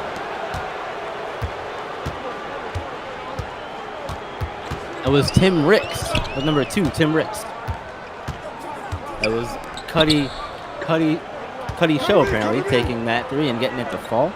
Thought it was the number 2, but apparently not. Eyes aren't as good over here as they used to be, man. You know, they go. It happens. You got your time seeing one day you won't see as well, but no big deal. Right, exactly. But you know what? The Boo Birds are out here, and the Yacht Club faithful are not happy with the play they're seeing from the home team, as they are down 26-13. We got 3:50 to go in the second quarter. They have to figure out a way to get this thing turned around, or else they're not going to be looking really good here to get out of hand quickly. Adam Max there on the glass, cleaning up the mess, getting the board and the putback. And they're going to need to find more offense like that. Early in the first quarter, this was a real tight game, and Yacht Club was playing great defense. But BCDs has turned it up a little bit. They have turned it up, and they've taken their first time out of the quarter. We're going to take a quick break as well. Come right back to 32 in the second.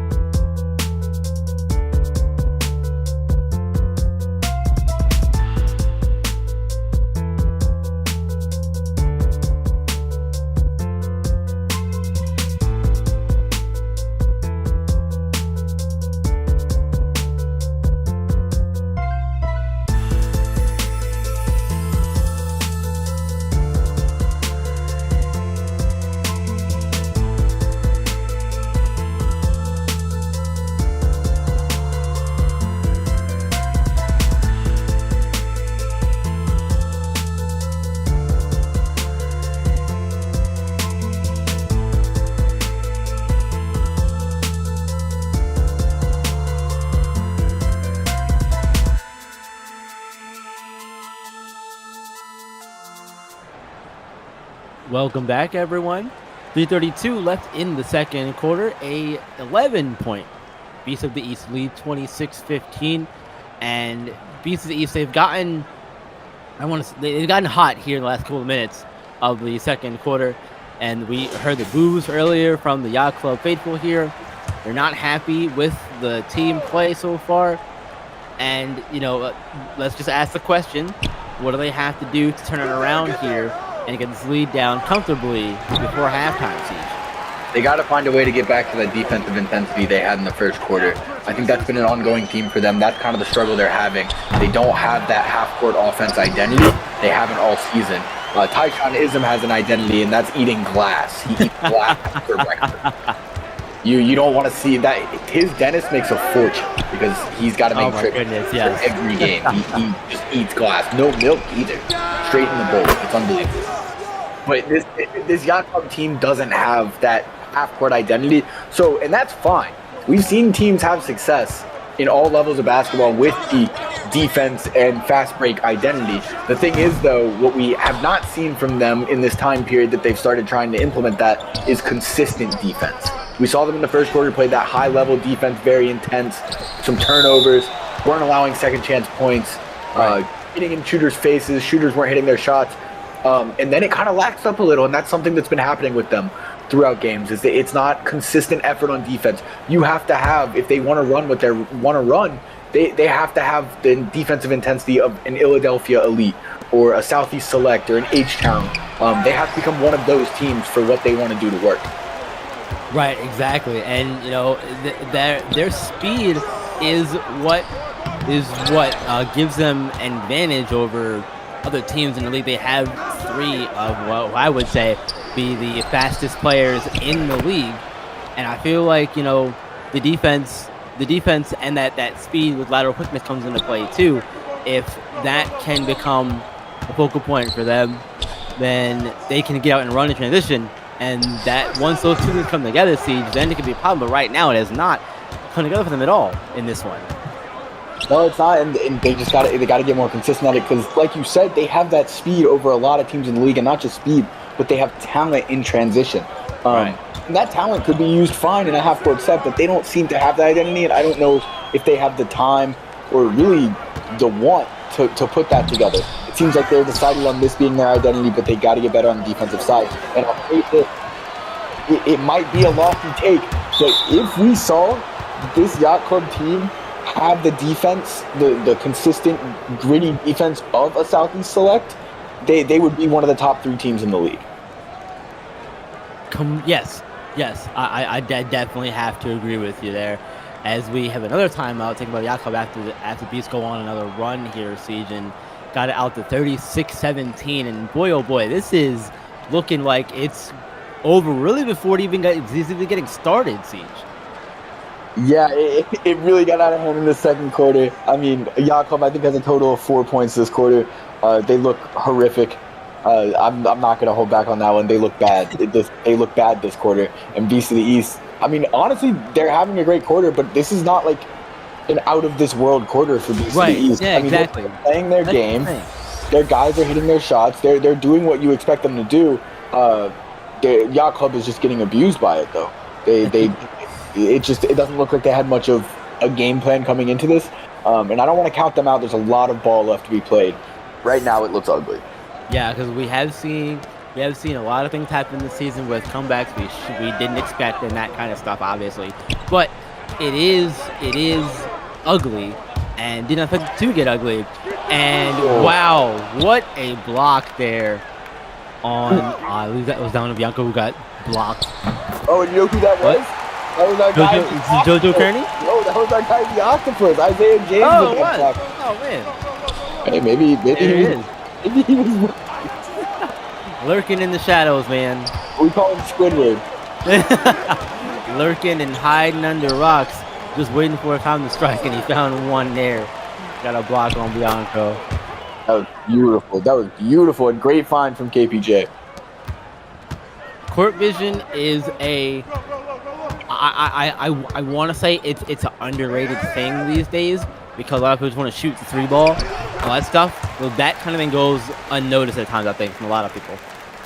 Yeah, court vision is huge, and we have gotten to a point in a lot of levels of basketball where you don't see as many of those pure point guards that you used to. And it's not that a scoring point guard or a new age point guard can't have court vision. It was just a lot more prominent in those kind of pure points, like a Rajon Rondo, or even Rajon Rondo, a John Stockton. Yep. Something like that, where like that is their main focus. You got a lot of guys who now it's you score first, but you can dish also.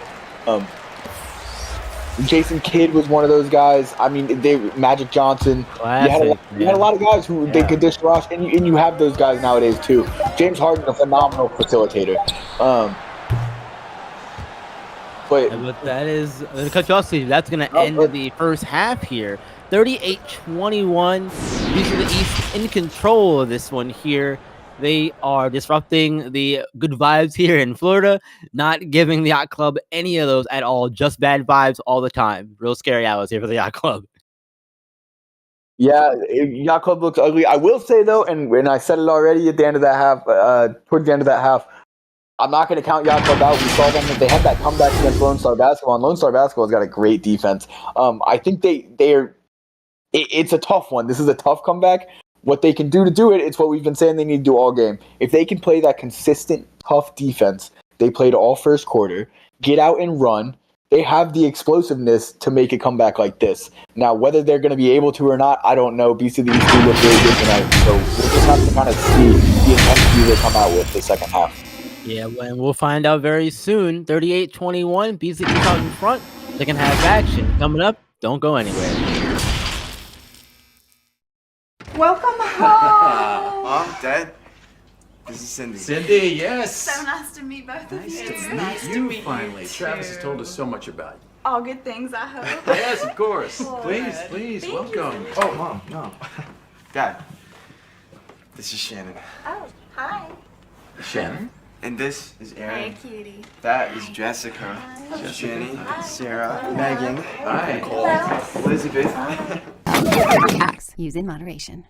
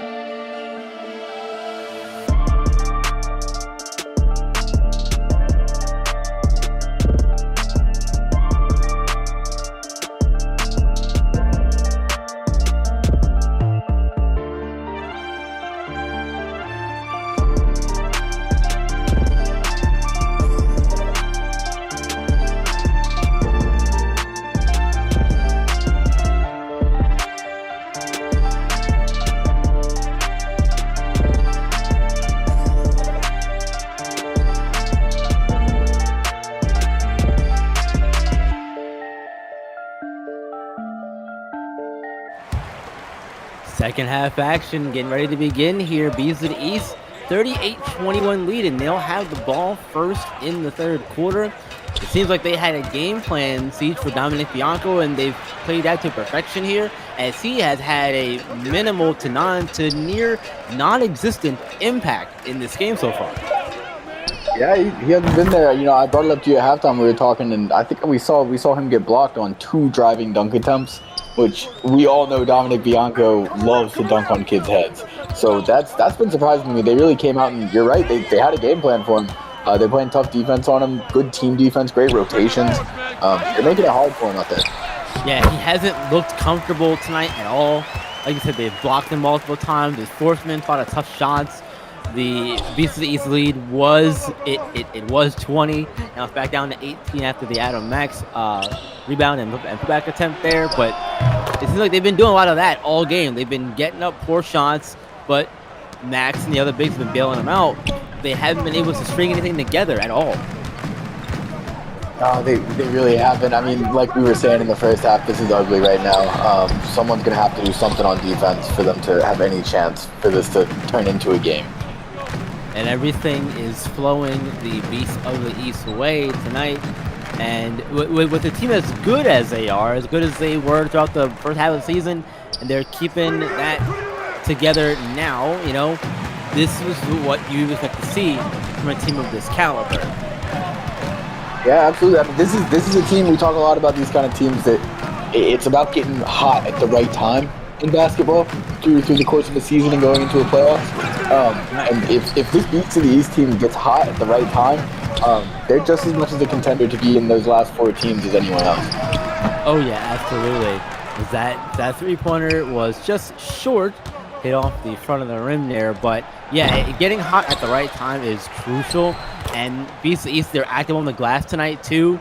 That's also been a big help in this game, as we saw there.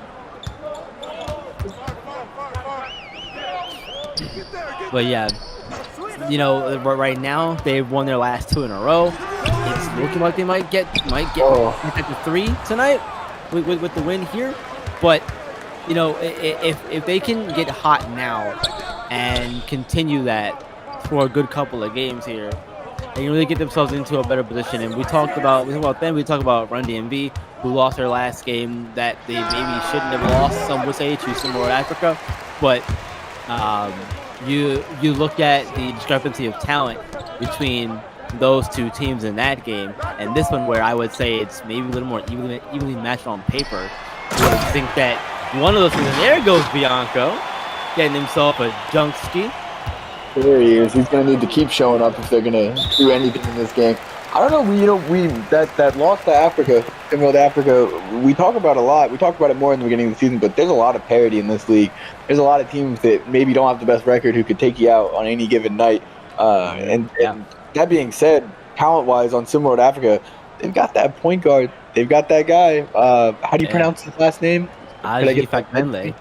Aji Fagbenle. He's got a lot of potential. Yeah, he isn't quite the complete player that we see from a Bronny James or a DJ Wagner or even a Dominic Bianco or a Lace Darius Outlaw, who I think might be the most complete guard in the league. I'm just going to give my take on that. He's not quite there yet, but with the size and the skill that he has and the athleticism and the potential to be developed, I think he's got just as much, if not more potential than a lot of those guys. Yeah, and let's not forget, folks, North Africa, they won the Global Championship last year, so they are by no means any slouch in terms of talent and that kind of stuff. But with the way this season has gone, that's not a game you expect them to win because of the season that they've had to this point. We have to look at what's in front of us versus what happened in the past. Yeah, absolutely. It's about not... You got to keep getting better. Even if you're one of the teams at the top of the league, you got to keep getting better. You don't want to get complacent. We talk about complacency sometimes. Complacency is the death of a good team and the death of a playoff run. You get complacent before you know it. The playoffs hit you, and every team is a little more put together than when you saw them in the regular season. And every team's playing just a little bit harder, if not a lot harder. And if you're complacent and you go into it thinking, well, we beat this team in the regular season, you're done. You got to get better and better every day, because that way, if you are at the top of those teams and you keep getting better, you're going to continue to be at the top of the league. So complacency, whether you're at the top or the bottom, is never a good thing. Exactly, and if the national tournament last season was any indication, then this season and the first ever Race to One is going to be absolutely insane. Because last year we saw some things that we didn't see all season until the playoffs, and it's a tournament. And it was absolutely crazy. See, so I'm excited to get to the Race to One, and we'll see how that goes. But we got to get there first. And right now, Beasts of the East are looking like they are gonna get this win and get their third win in a row. I know it's third quarter, we got 3:50 left in it, but again, Yacht Club has not looked confident and comfortable all night, and there's another rejection on this Beast of the East team. Yeah, we said it. Bianco, there was a game plan for him, and it has locked him up bad.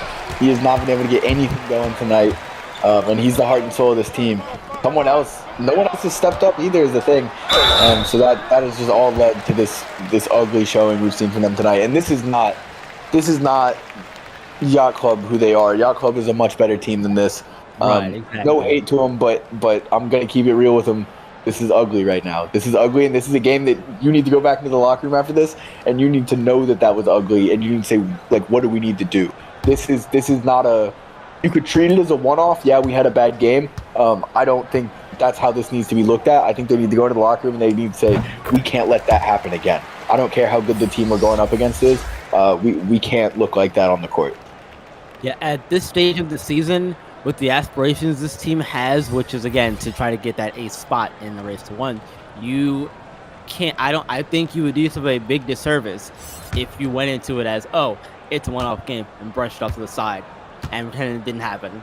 I think you have to look at things critically and go, hey, like you said, what we need to do, make sure it doesn't happen again. And then same goes for the other side too. If they win this game, sure, you could say, hey, we played really well, on to the next, blah, blah, blah. But that's not how this works at this point in the season. Everything at this point in the season is building toward the Race to One. Whether you're trying to get there or whether you're trying to play spoiler to a team who's trying to get there. Absolutely. I mean, whether, like you said, either side, win or loss, you got to look at the little things. What did we do either led to our success in this game, or what did we do that led to not so much success in this game? How do we fix them? How do we build on them? Things like that. And that should be in every game throughout the season thing, but especially, like you said, when we get closer to the playoffs, you want to be in tip-top shape when the Race to One comes around. Exactly. We're trying to do it. Might as well start now. Start early. As it's a 20-point game again, 51-31, 2:20 to go here in the third quarter. Has not been a good night for one team, has been a really great night for the other team. Unfortunately here for this one, in our second of 2 of 3 tonight. But there is a pretty alley-oop finish. That'll get the crowd going a little bit. There's Raise the Roof Ramon getting up in the air again. Loves to do that. Surprising that one did not fall for Beasts of the East. That's one of the good looks that they've gotten the majority of this game. That one didn't fall. Beautiful pass inside, but unfortunately, great defense there from Beasts of the East. Their guy Jojo. Foul, but no basket there. So 2 free throws coming up here for Beasts of the East.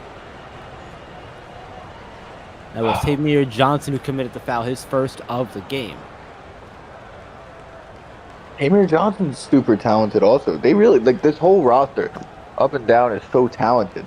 It's almost a mystery how they can just not get an identity together or something. And look, I'm not gonna lie, I'm someone who will put things on the coach. Marcus Laster is a good coach in a lot of regards.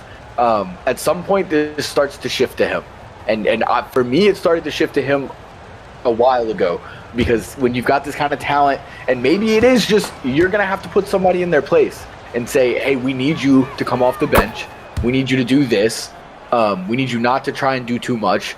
And that might be something that Coach Lassiter is going to have to step up and do. And if this having a consistent defense thing and getting out and running in transition isn't going to work, then he might need to come up with some kind of offensive scheme or something.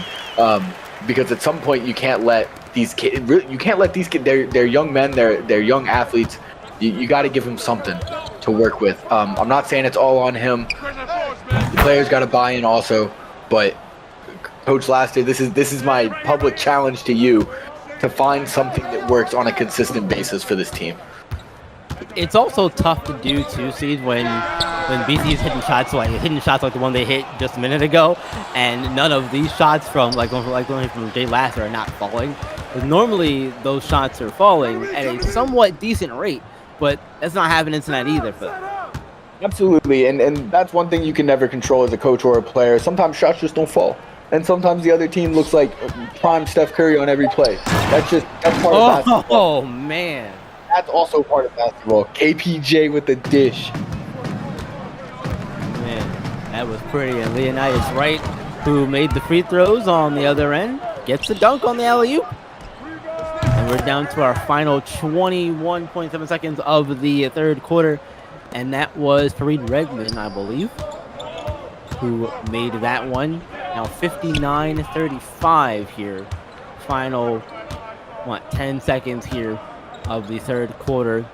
I'm gonna save our announcement, Siege, for the beginning part of the fourth quarter, as that 3-pointer falls there from Jay Lassiter.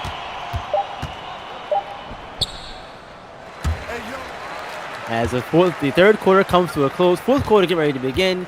59-38, Beast of the East running away with this one. Looking to close it out here in the fourth. We'll see if they can do it.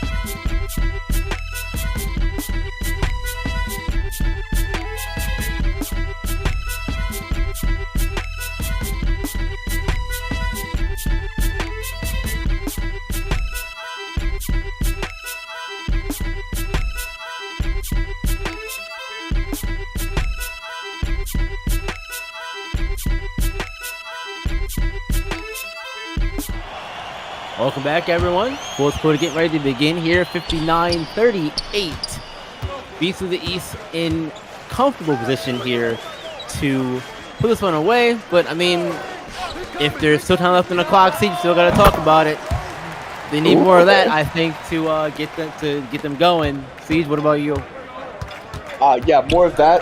One, this point, and two, Jay Lassiter. Jay Lassiter and Dominic Bianco have been nothing short of. It's been a bad game. Disappointing? I've been harsh on them, on this whole team so far this game, so I'm going to keep it easy. It's yes, disappointing. It's just been a tough game for them. It's not been their best.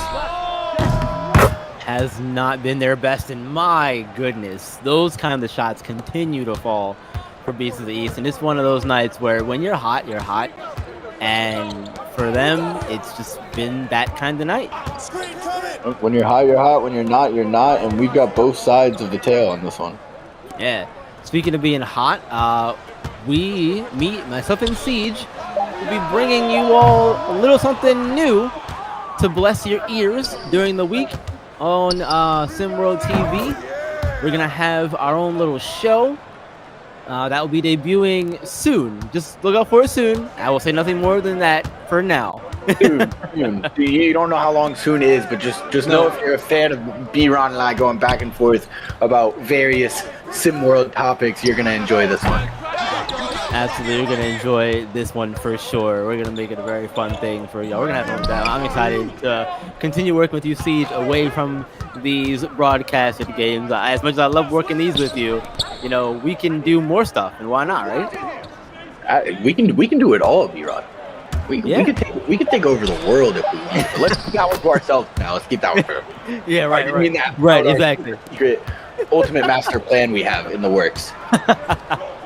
What are we doing today, Pinky? Same thing we do every day. Oh man, that's exactly what I was thinking of. Taking over the world. We love to see it. That's what we here at SimWorld are also trying to do as well. Take over the sports landscape as Jay Lasser gets himself inside and gets another layup to fall. 65-42. Man, it has been a rough game for the Yacht Club for sure, and again, that's one of those things that it's a good look, and it falls for Beast of the East. They've had plenty of them tonight. I mean, this has really been Beast of the East have been in control of this game all game. I mean, first quarter, Yacht Club kept it close with some really great defense. Beast of the East hadn't settled into their game yet, but in retrospect, they were in control of this game the whole time. Yeah, pretty much. It felt like from the opening tip-off, they were pretty much in control. And, barring a miracle, Siege, it will be the first 69, and we know how that goes. Yeah, absolutely. Unfortunately, to get the magic, you do have to get exactly 69. So it looks like Beast of the East. You're right. Yeah. Unless they can get to the free throw line, so there is hope. But I think even without the magic of that little wise man's trick, I think they've probably got this one under wraps at this point. Comfortably secured. 68-47, 4:20 to go here in the game, and it seems like a lot of people are starting to head for the exits. But hang on, don't leave just yet. There's a highlight there for you, Beast of the East fans. Another highlight for you. Oh, I'm sure if there's any Beast of the East fans who made this trip, they're not going to be leaving early. But if I'm a Yacht Club fan, I might want to go get on my yacht, grab some do something. If you're a parent, don't leave early. If you're a parent listening to this and watching at the same time, don't leave early. Your kid's still needs you to take them home. Don't leave early. Beast of the East, call it a timeout. 70-49. We're going to take a quick break as well. Come right back for the last 2:49 of the fourth quarter.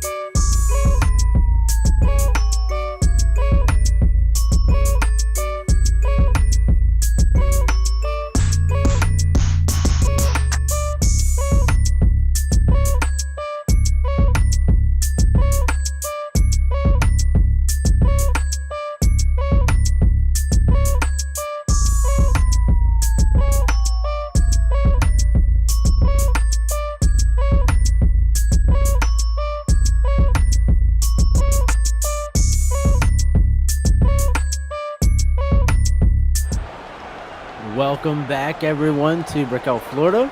70-49, Beast of the East. Comfortable lead here in this one. Like the Ink Spot said, it's all over but the crying at this point for Yacht Club. But player of the game, Siege, who do you have? I'm pretty sure it's an easy one, but who you got? I'm going to go 11 Cutler on this one. There's a lot of guys on Beast of the East who played a huge impact on this game. But 11 Cutler kind of led the way, led him in scoring. I think he's got to be player of the game. I want to give honorable mention to KPJ, who had 8.6 assists on a very, very efficient scoring night, going 4 for 5, and to JoJo Kearney, those two guys we talked about before this on the post-up, being kind of those round-out players for this team. JoJo Kearney had 6 rebounds and 6 blocks. He was a defensive monster tonight.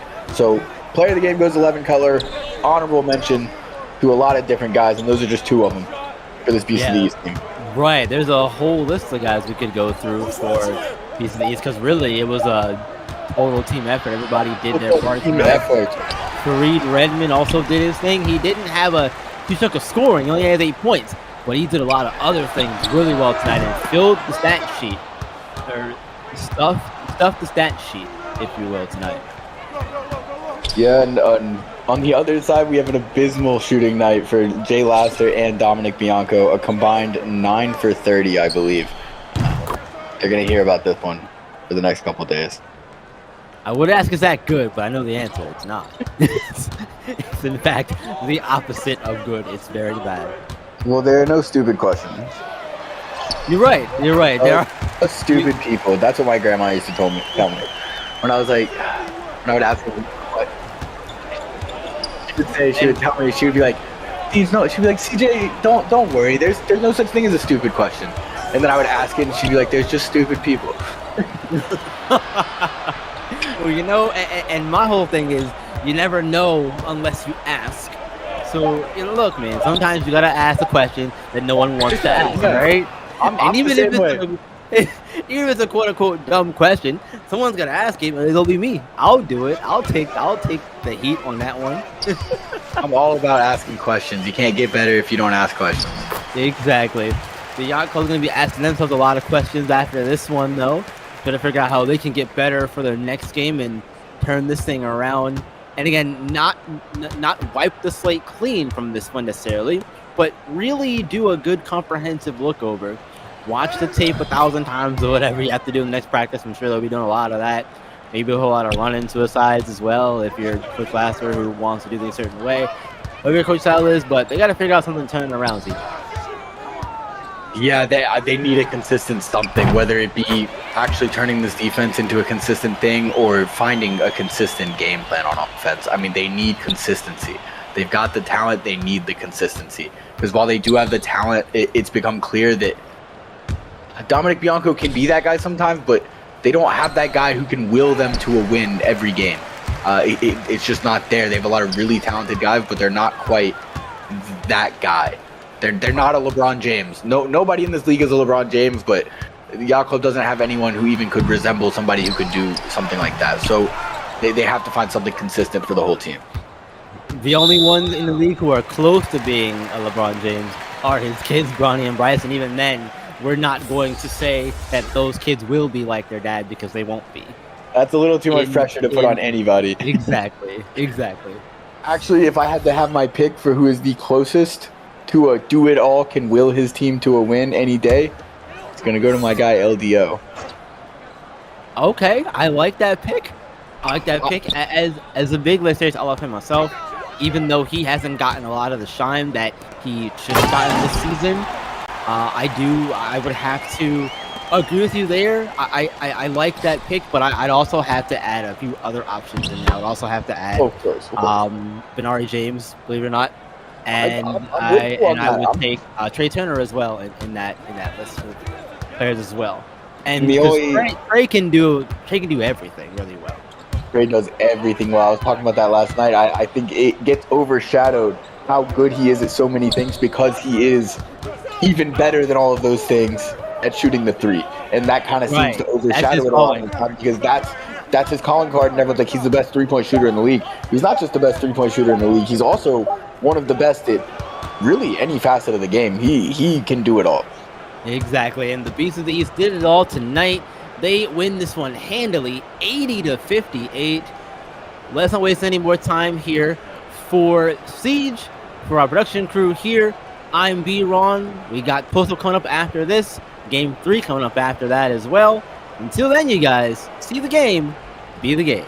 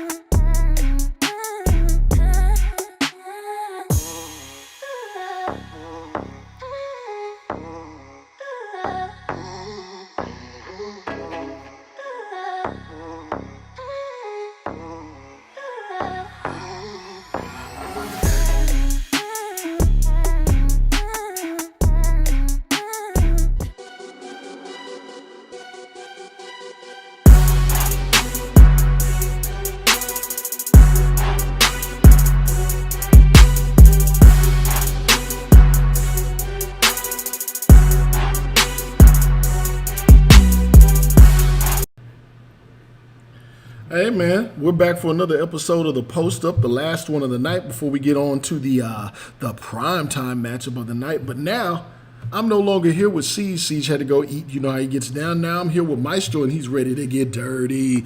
Maestro, here's a question, Yes, man. This is a simple one. Then you can get into. Was there anything dirty about this game that we just watched? Okay. Yes, it was. It was the fact that we had to watch it and that we don't have insurance to get that time back. No, I shouldn't say it that way. You don't have insurance? What is SimWorld doing for you, man? You know what I'm saying, right? You know what I'm saying? Look, man, I'm paying out of my pocket. Okay, so here is Yacht Club coming off of back-to-back. And as we noticed that with a lot of teams coming off of back-to-backs, right? They kind of tend to have a challenge sort of staying in the game. We've seen a couple of cases where teams have had that back-to-back situation or multiple games within a few days, if I can say it that way. Yacht Club had a lot of games last week, getting their legs back this week. We're trying to look to see what they can get done, right?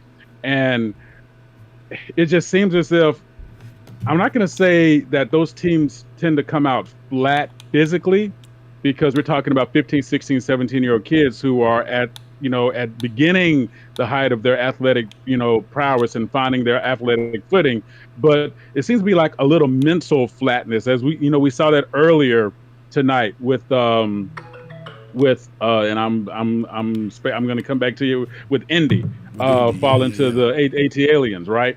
So, they, even though they physically might be in the game, and we talked about this last night, one thing that you can always bring is effort, but effort starts in the fire of the mind. And if your mind's not right, it makes it really hard for you to rise to a challenge because your body doesn't know what to do. And I think that's what we saw tonight. Well, hold up. So I'm going to play the other side on this one, on just this matchup. So I think that's always the case. Rick will tell you. I talk to Rick quite a bit. Everybody on the SimWorld team and in my life knows I'm very serious. I'm very serious about the mental aspect of things because things start in the mind first, and people never really gather that mind is the most important thing, right? But physically, on what I saw on the court, I saw cuffs.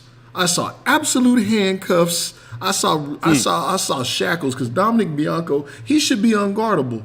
And he was locked up, like Akon, like old school Akon, locked up. They locked him up. And the problem that I have, man, I want everybody out there to know I don't play favorites at all because truthfully, I don't like anybody. But here's what I will say is Yacht Club, Coach Laster, I think Siege may have threw something out there. There's so much talent on that team. When you see Dominic Bianco or Jay Laster get locked up like that, or if you want to say they had a bad night, right? Whatever it is. Right. There's so much talent on that team to not find somebody else to go to. Adam Max looked like the next coming of Jesus Christ Superstar in the preseason, and standing at 7 feet tall or whatever he is, 6'10", whatever. He's a big ass kid, right? So he's giant. You have him. You got Trey Willis. There's so much talent on that team, and to not see them go to other strategies and in my estimation, which I think a lot of people said, all that talent, we still don't know what the identity of this squad is. So very true. Wondering, man. Very true. I don't know if you have a take on that or not. That's just my opinion. Well, I do. Go ahead. We have a couple more games to talk about. Keep that in mind. Yeah, no, I agree with you. The fact that they do have that much talent on the team, that we haven't seen an identity yet. Some teams can play without an identity, and so I'm gonna pull up another example here because it's one team that I love watching. That to me they're sort of the real zombies. Like they find a way to like the Rocky Mountain Monsters, right? Like if you look at their wins, from big wins to close game wins to whatever, and even their losses, it's almost like they're a different team, and that sort of mix of identity, that sort of identic proverb, if you want to go that route with it, works for them because they have the appropriate identity they need for that night against that opponent, right? So we want to see that, right? We want to, when it works, it works. I think what's happening with Yacht Club, and I put it to you this way, yes, their lack of identity, because think about it now, both of these teams rocking at number 2 in their divisions, but all number 2s, remember I said this way back, all number 2s are not the same, especially at my age. They're all not the same. So so the reality is you have a number 2 in Beast of the East that are rocking, I guess now they're 15 and 9. I'm sorry, 15 and 8. And then you have the Yacht Club, which is 9 and 11, but they're both rocking number 2 spots in their division. So, with that idea of lack of identity in terms of being a constant, in some manners it works for them, but when it doesn't work, this is what you get. Because most of their losses seem to be like this. It seems to be like that, okay, this is our game plan. Now I'm going to go back to the game plan got punched in the mouth. We never changed it. And okay, maybe that's coaching, maybe that's planning, maybe that's a lot of other things that we don't see. I can't disagree with that. But the idea of there does appear to be a lack of flexibility in approach. Once something is not working, we tend to stay in one thing too long. Yeah. Well, look, speaking of that, there's been a lot of flexibility in approach out in Latin America. Latin America was taking the flight up to Drakeland in the 6. Throw up the 6, right? 6. Okay, anyway, I'm not going to go crazy. Latin America heading up to the north to play in Sandy Shore Complex, and they got another big win. They're looking good yet again. Red Joyner put up 14, Edgar Fernandez 19, J-Mo with a few highlight dunks, running the point guard position, playing some defense. We know the North struggles, but Latin America, just in a nutshell, if you could recap this quickly for me, the Maestro, is Latin America a lot better than what their record indicates? Okay, full disclosure, I felt that way the entire year. I think that was one of the first things that the Blazer and I got into, talking about teams that were not exactly taking their divisions by storm, but we were kind of looking out for. And I'm, going to my notes for that particular podcast specifically. They were actually one of my picks to like click. I'm not click is a horrible word. I know that's overused, but yes, I do believe they are. But I always felt they were. And oh, by the way, it really helps going against a team that's being led by the team itself. And I'm gonna keep stumping that horse until it gets up and walk again, man.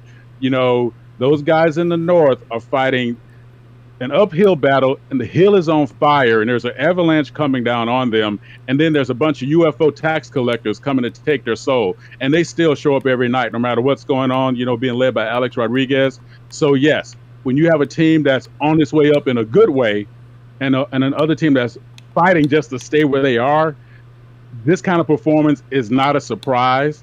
I do believe Latin America is a lot better than they were given credit for. I think they're finding their feet, just like a couple other teams that we've talked about before, like the Asia Pacific, teams like that were like, maybe, maybe, okay, I see you. So yes, I'm with you on that. I do believe that they are actually a team to be on the lookout, and they can definitely mess up some dreams when it comes to the race to one. Hey, just want you to know, every time you say the blazer, I just think of like a jacket. Throws me way off. Man.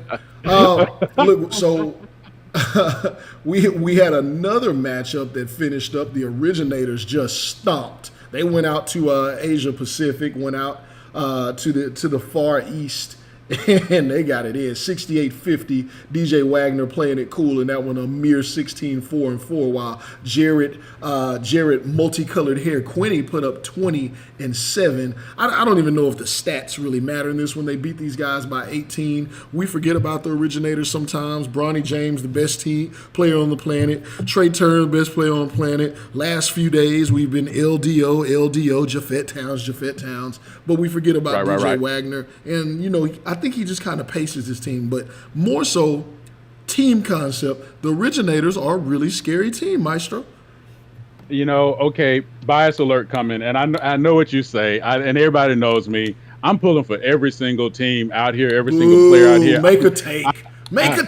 I am the opposite of the yells. I believe that everybody got some game, and I want to see them bring it because that makes me excited to see a last place team take a first place team. That's just how I am. All right. But the deal is this: full disclosure, the Originators are one of my favorite teams because of that balance, because of their on-court and off-court leadership and what they seem to bring every night. And oh, by the way, I'm just going to get right into it. When you see somebody like, Victorious Ilgauskas, right? Another dirty stat line, I believe, tonight. And you see other players that are bringing something to the table every night with whatever that's needed, and they do it like sneaky, crazy assassins. It's like, boom, you're dead because they've already walking away, and you see your head rolling around the other side of the table. And that's what I like about the Originators. That's what I like about their leadership. DJ Wagner, again, a strong night, as you pointed out tonight, but, being led tonight by yet another player. And oh, by the way, shows you the balance. You never know who's going to be bringing the top in the points, right? And so what does that tell us? Unselfish. 4 players with 4 assists. Come on now. They love giving the ball up. They love setting their teammates up to do something good. And man, if that's not a winning combination, that they're just going to play their game, and their game is strong, or I should say, I'm sorry, let me say it the right way. The Kung Fu is strong. They're going to bring it every night, and they're going to be definitely one of the favorites in the race to one. Sneaky ninja, alien tax agent. My God. Maestro, your analogies are just as good as your stories. Those are terrifying things. Those are terrifying. That was a Tuesday in high school. A Tuesday in high school my sophomore year. That's all I'm gonna say. Jeez Louise. Well, look, hey, we got one more coming up tonight. We got Showtime hosting SimWorld Europe. Showtime, they have a new coach. They got a new coach now. Just joined the team. He's going to have to implement some new strategy. Coach Kendall Joyner taking on, I think this is game 3 of Coach Mack from SimWorld Europe's young career here in SimWorld Hoops. 3 keys Maestro, we're on the clock, got man. you. We're on the clock here. You got your 3 Posting up keys the you're bid in looking there. for in this game. Okay, listen. I'm just going to say what it is. I'm going to go with 3 keys for Europe because I know what everybody expects on the other side. And you know me, I'm always taking underdog, right? This is what Europe needs to do tonight. Okay, they already out-rebound Showtime. I think they get one more rebound a game than they do. But they need to turn those rebounds into points. Because if they do not, they're basically having empty possessions. And tonight is not the night for empty calories against a team like Showtime. Key number 2, the other thing they need to do is they get to the line very well. Okay, they get to the line. I think they have nearly 7 free throw attempts per game. That's good, especially for this league because I think that puts them in the top 10, right? However, they need to convert those free shots. You have to make those shots. They're free FREE, free throws, not free goes. Free throws. Make those shots. Make it happen.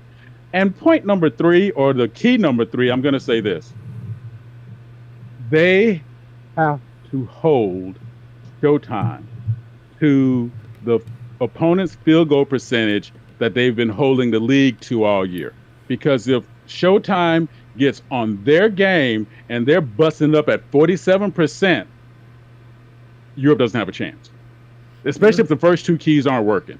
Yep. At the very least, they need to bring Showtime down to be a 44, 45% shooting team. That means closing out on the shooters. That means filling the lanes. That means hands in the lanes for those passes. And oh, by the way, if you fall asleep on the fact that Showtime, they have great off-ball movement and they can finish up behind you and you turn around and looking at somebody's, well, I'm going to say something nasty, their shorts while they're dunking on you, dude, it's like that sneaky ninja thing. You're dead before you know it. And that's what Showtime could do to Europe tonight. So those are my 3 keys. They're all about Europe tonight because that's what we want to see happen for them to have a chance against Showtime. All right.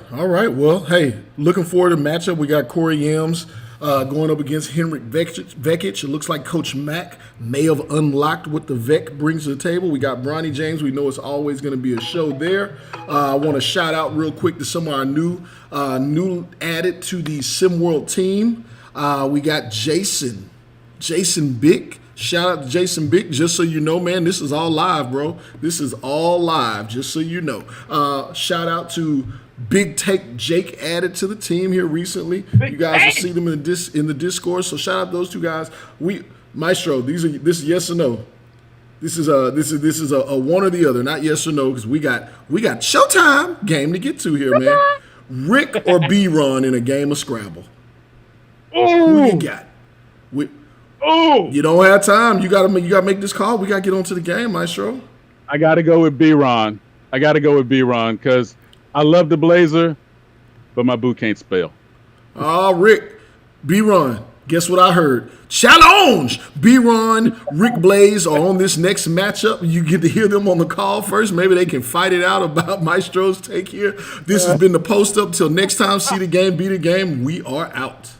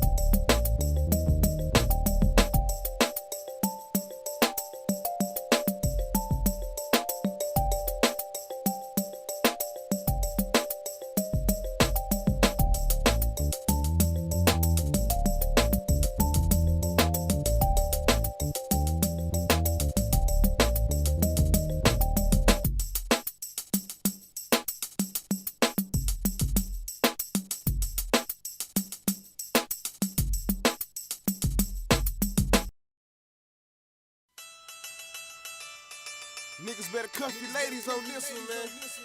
We got my nigga Yells in the building, baby. You already know what it is. A.Dot Pizzle, the young nizzle out the uncut fam. You already know it's going down. They ain't ready, huh? Yeah.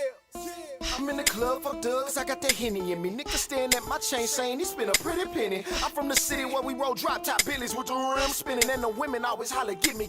So if you're really with me, you part of my dream team. My cell phone rings, you on my ding ling, cause of my bling bling, or cause of my ching. See, it really don't matter, cause all the ladies scream. I know your style, I know you very well.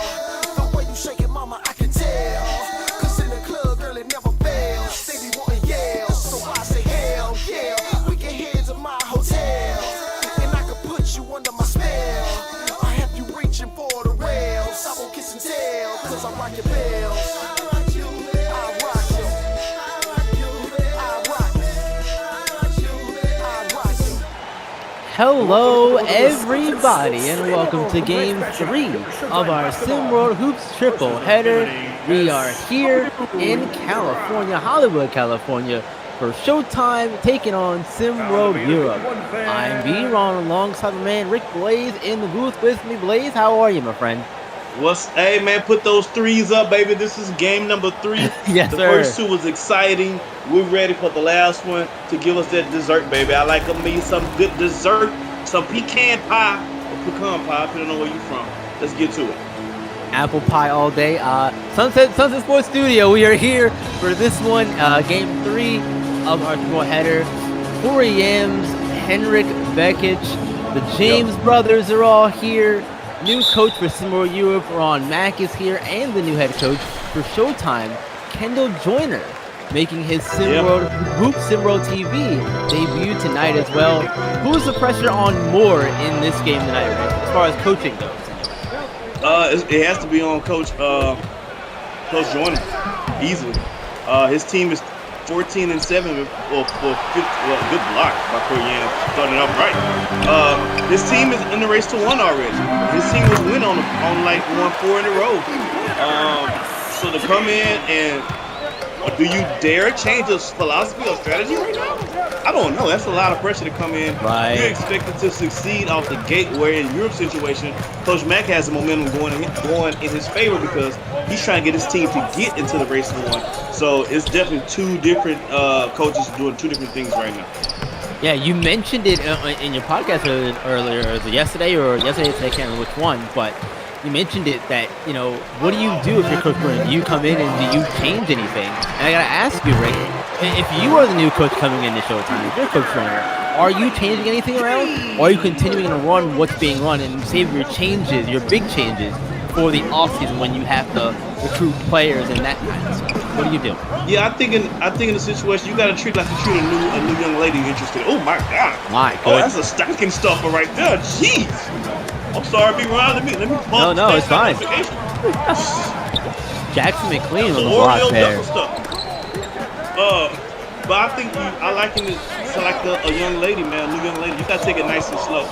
I wouldn't come in trying to do a whole bunch of stuff. This team has already established some things. Actually, if I'm the coach, I'm doing more homework than anything. I'm figuring out what they already do well, figure out how can I improve what they already do. Or if I see something they can improve on, how can I do that? But completely rocking the boat, I don't know, man. Hey, you gonna either look really good or really bad. Right, exactly. And I have to agree with you as well, especially with the talent this team has already on them with, again, with Bronny and Bryce James and Corey Yams, Ethan Letterman. There's so much talent up and down this team here. I don't think coming in and making any drastic changes is the answer. Fine attunements, sure, but big adjustments, no, don't think so. As Europe finally gets on the board with the Henrik Vekic fadeaway. And I'm really looking forward to this Corey Yams-Vekic matchup. A little bit, a tidbit of information. They played against each other a little bit in the summer tournaments, in the preseason tournament. Yeah, they did. On the 3-on-3, 5-on-5. And I'm going to go on record and say this. Vekic, I remember distinctly Corey Yams saying Vekic was the best big he played against. Vekic kind of had his way with him in the tournament this summer. So we're going to see. But hey, that was then. This is now. This is fall. This is a whole lot more riding on the line. So we'll see. so far, Corey Young's doing pretty good against Vegas. And it's actual game speed, game energy, all that stuff. Yep. That makes sense. There's a different energy in playing in summer and in the off season in pickup tournaments versus playing in a game with the lights and the crowd and the music and all that stuff that comes with it. Absolutely. If there's anybody who loves the lights and crowd, I think Corey Young will be that guy. He's definitely one of them for sure. One of many we have here in Similar Hoops. And Showtime out to a really great start. Make it. You're looking really good right now. The Hey, 2 run look. to begin the game. Hey, I don't know if they're doing the same thing or my man Jordan did some wrinkles, but whatever it is, they got him off to the races, baby. It's working. We're going to take a quick break. Come right back. Showtime in the lead, 13-2. See if they can hold on to it throughout the rest of the first quarter.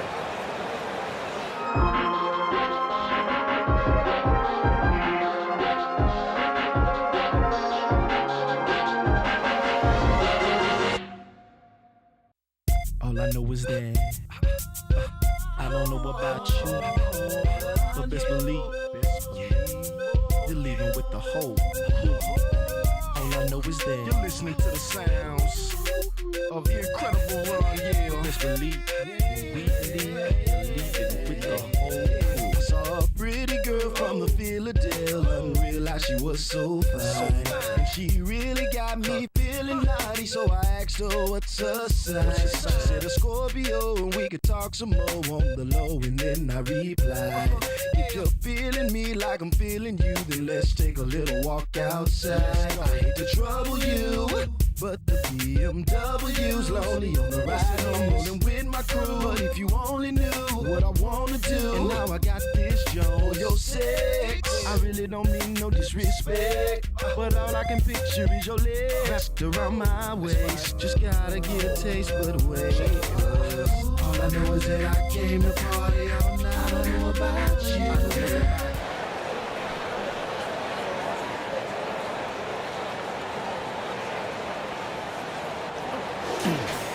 Welcome back, everyone. First quarter action. Showtime out to a 13-2 run to begin the game, and they are looking extremely good here, Rick. It's been a great start for them. They got to keep it up, and we spoke earlier about the match between Corey Yams and Henrik Vekic. If you could, give me just a little bit. How would you use Vekic in this game, particularly against Corey Yams? Well, I'm gonna give just a little bit of sauce, B. Just a little bit of sauce. I would use Vekic a little. I wouldn't keep him. I would use him all over the court. I would say that he has a very diverse skill set. Unlike any other big in Sinwar, a good and one. He's not as athletic as a lot of bigs, but the rest of his skills are very, very nice. So he's in a lot of respects, he's a unicorn. I'll say that. Shooting one more. Fair enough. Leonidas Papadopoulos got the and one opportunity here. And those kinds of things are going to be big. The foul was on Ronnie James. Those kind of things are going to be big, and especially with the way this game is started for Sinwar Europe. They're going to have to, I think they're going to have to get a little bit more aggressive in their offensive approach. And again, try to draw Corey Yams and Jackson McLean out of the lane to allow some of their smaller guards to get inside. Or go inside and use Vekic as your primary attacker here. Yeah. But that's what makes Showtime so scary, because even if you take their bigs out of the lane, Ronnie can hold his guy defensively one-on-one. He doesn't need any help. So, and on the wing, his brother Bryce is pretty good on the wing too. Then you got Chiz, he comes in. That's his whole game is defense. So these guys are, again, they're a special group because they don't have many weaknesses in their game. It's just about which matchup you can exploit and how long can you exploit it before they catch up to it. Exactly, and sometimes they don't recognize it until it's too late. And there's a three-pointer from McLean. Had to get that one up before the McLean shot had clock no went off. business being. What the hell is he doing out there behind it? But substitution for the floor. He's had no business out there.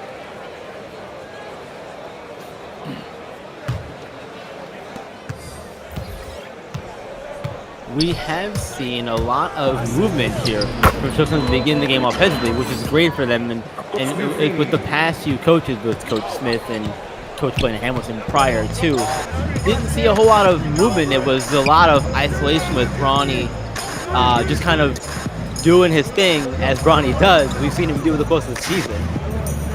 Yeah. I mean, I think Bronny goes as Bronny goes, and everybody kind of follows suit, right?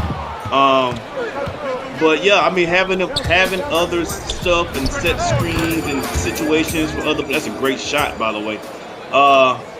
Having other players have the opportunity to get off only helps out Showtime even more. You see, last game, Bronny scored 19 points in 18 minutes, which is scary. Which means he didn't need to play a whole game for them to beat the brakes off the last team. Great pass in the back door. Yeah, it was Mark Chisholm. That one to fall. 17-11. Showtime lead here. Been a great start to the game so far. I mean, Showtime started off good. Europe got back into it here. It's a 6-point game. And we'll see if they can continue to fight back in this game and make it a competitive one, unlike our last one we saw. Rick, any thoughts on the last game that we happened to witness between Beats of the East and Yacht Club? Trash. That's my thoughts on it. It was trash. Trash effort. That was just a trash game. And one trick. Corey Yams gets called for the foul. That's his first. It's his first of the game, and Europe will have a chance to go to line and complete the and one play. Christian Fazekas, shooting one. We're going to see some subs now for both teams as Samuel Kipping checks in for Europe, and we'll see Ethan Letterman and Israel Vines check in for Showtime. I spoke to Letterman earlier about going up against his friend Kenneth Klum, who are across from him in Simboard Europe, and he's very excited to play against him. Both of those kids from Israel. One, as we know, decided to come stateside and play with Showtime. The other one decided to play with Simboard Europe. I think that's going to be a fun matchup to watch too between those two and how they interact on the court and just play against each other and their teams overall. Both can shoot. Yeah, I mean, it's always fun to play your guys that you grew up with from back home, especially considering these guys from overseas. That's always fun. So I'm sure both players are excited, but most of all, bragging rights, baby. You want to win at the end of the day. Exactly. You know, they're killing Showtime on them. Oh, they got little guys on. Why is Letterman holding? That's weird. They lucky they get away with that one. So yeah, it worked out that time, but wouldn't expect it to work every time. That is a mismatch I've ever seen one. And this Euro team, don't be so fast to count them out. Well, they're going to always have a shot because the whole team can shoot. Everybody on the team can shoot for Europe. So they're never really out of them because all of them can shoot the basketball. That's a speaking of shooting. Chuka G. Chuka G with a fantastic shot there, giving them 22 points in the first quarter here. As the quarter's going to come to an end with an air ball. So 22-15. Showtime basketball out in front here. Second quarter action coming up.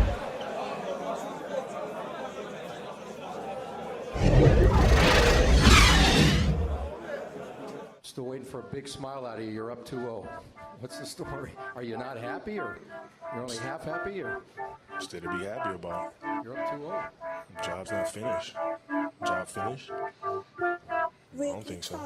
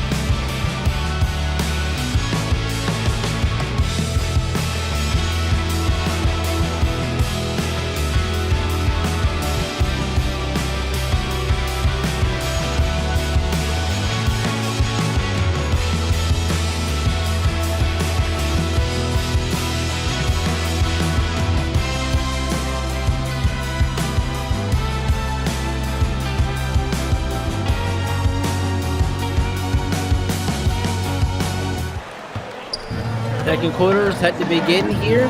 Steamboat Europe trailing 22-15 to Showtime. And they have the ball first to begin the quarter. And they're going to get a bucket there to begin. That's Fazekas getting his first bucket of the quarter to go. They had to do a lot more of that, Rick, I think. Pound their way inside to Showtime and get their buckets that way and force them to play outside. That makes sense. Yeah, I mean, there's a strategy. I'm not sure what Coach Mack is going to get into, but yeah, there's definitely a strategy to be had. And so far, again, I don't think Europe's going to be out of this game. They have just too many shooters on the squad. Should be noted that Steamboat Europe's new head coach Ron Mack from Dallas, Texas, from your neck of the woods there, Texas area. And he went overseas to go coach Steamboat Europe, which I think is a very interesting choice there to do that when you have both Lone Star and H-Town in the area. Yeah, and just like Coach Mack, I too study abroad. The kick in, just give it time. It kicked it. It kicked it already, man. That was good. I like that one. Got some free throws here, though. First one was good for Steamboat Europe. 22-18. They are doing a good job of hanging around in this one.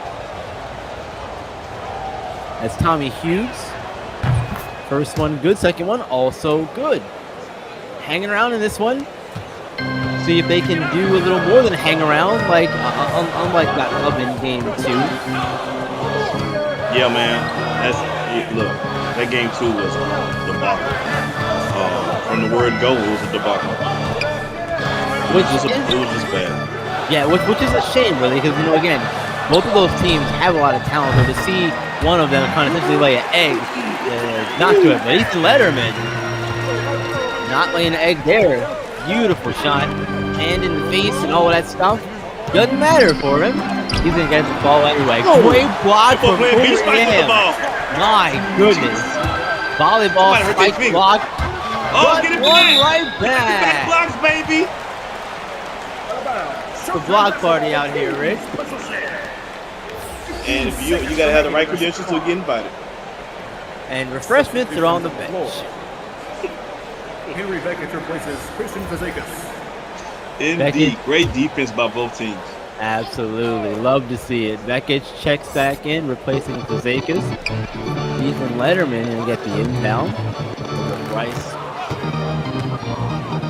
Ronnie has it. Inside to Israel Vines. Israel Vines, yes sir. Yeah, Israel Vines, another guy who can score really good off the bench for them. These guys, Showtime has a lot of firepower. I know the reigning statement always is who else besides Bronny, but don't get it twisted. Showtime got guys who can ball. Right, and and all the talk goes to Bronny and Bryce, rightfully so. But yes, they do have a ton of talent on this team besides those two. And once Bronny leaves to go to USC next season, that will open up a lot more opportunities for guys like Juka G and Ethan Letterman to really showcase more of what they can do.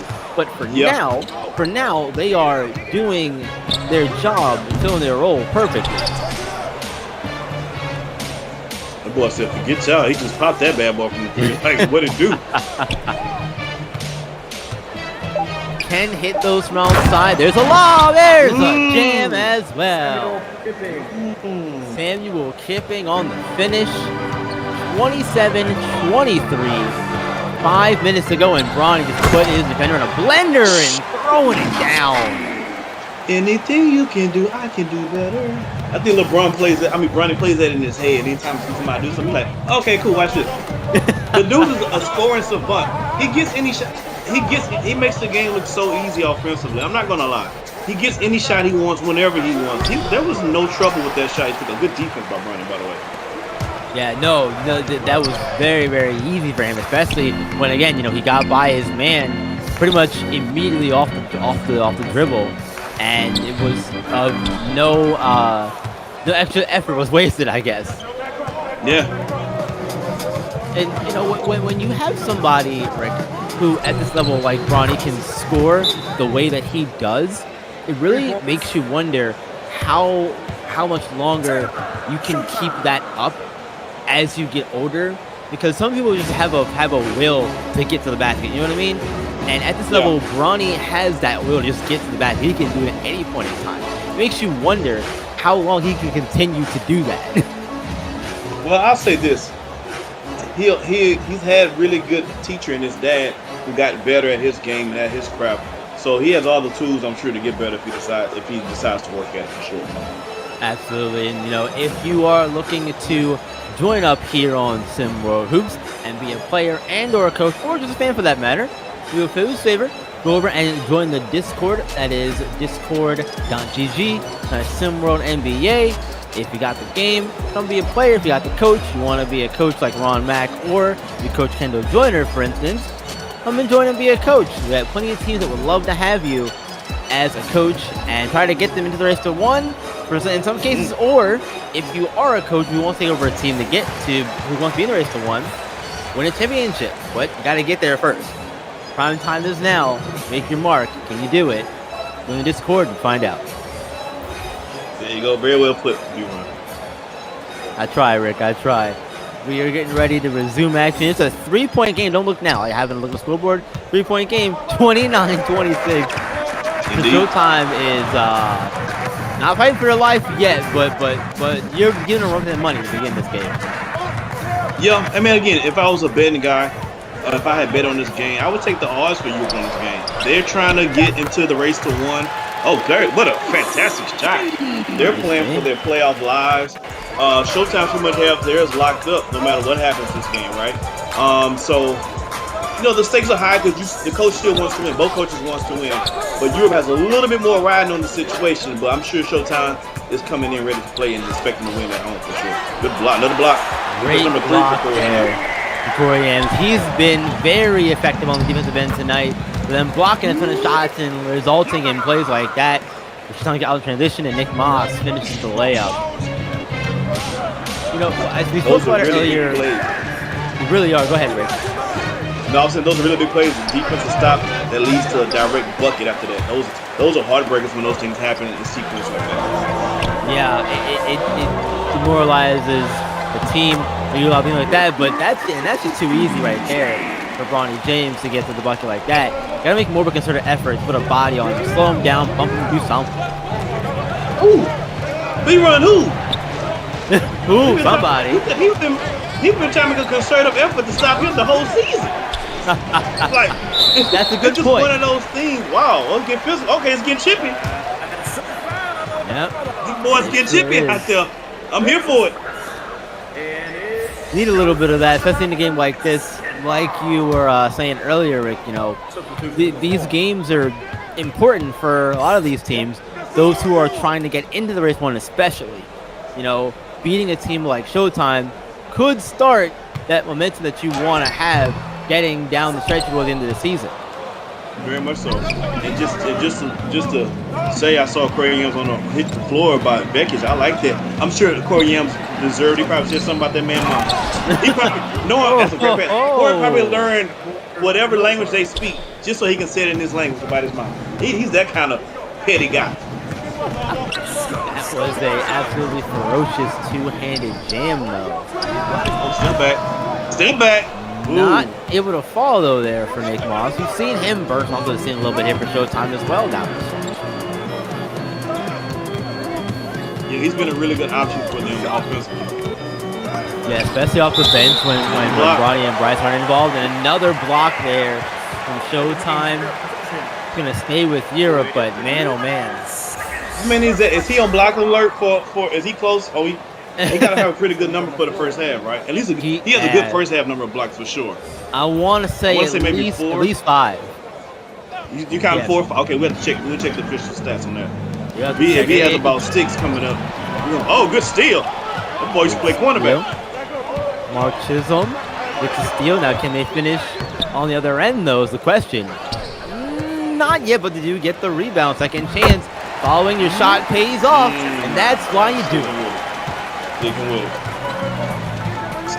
with it. That was a great steal by Mark Chisholm, who does currently still hold the single world record for most steals in a single game with 5. Active hands leads to a bucket, and a poor pass there leads to a turnover, and Showtime's going to take over. Europe got to be careful now. They got to be careful here. They don't want the game to get out of hand before halftime. You don't want that now. You got to be careful. Yeah, it's almost getting close to close to being ugly, like you said, Rick. Don't want to get to that point before halftime, and with it being 39-28 now, it's maybe starting to get to that point where you go, all right, for Showtime, keep our foot on the gas and put it away early. But a beautiful spin move into the layup that falls. 9-point game here. Wow. Was that guy Papadopoulos that I can't pronounce? Was that who that was? Papadopoulos? I Papadopoulos. believe so. I have to get that checked one more time just to make sure. I believe that was Leonidas Papadopoulos. Nick doing too much? Can confirm it was Papadopoulos. Oh my goodness! Leonidas! Right! What is your frustration, young man? And one trick! Nick Moss responds with the layup. And one as well for good measure.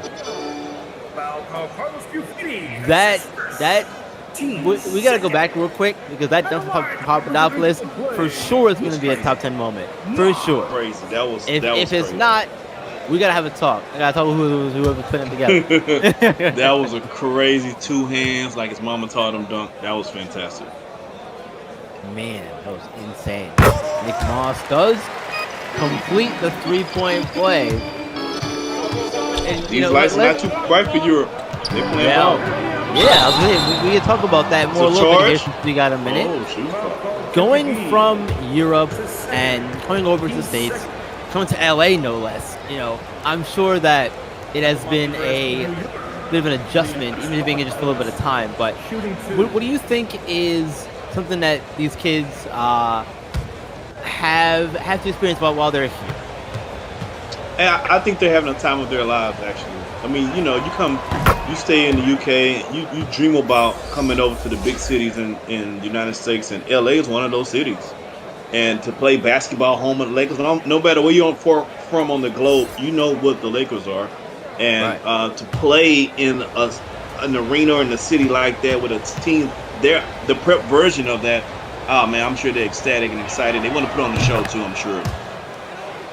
Absolutely. We've gotten a really good game so far with some highlight plays and moments, to be sure.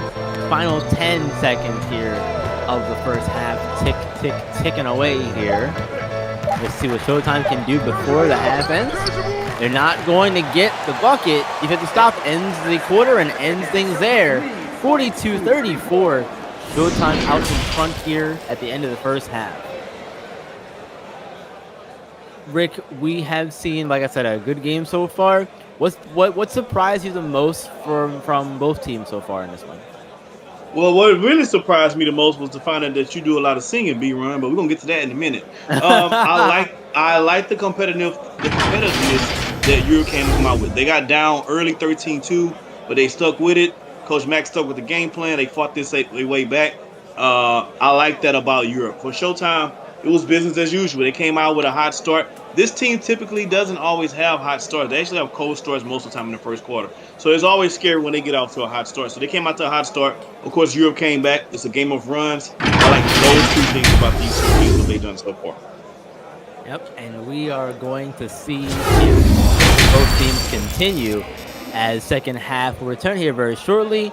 Ronnie James leading the way with 11 points for Showtime. We'll see if they can continue to thrive here in the second half.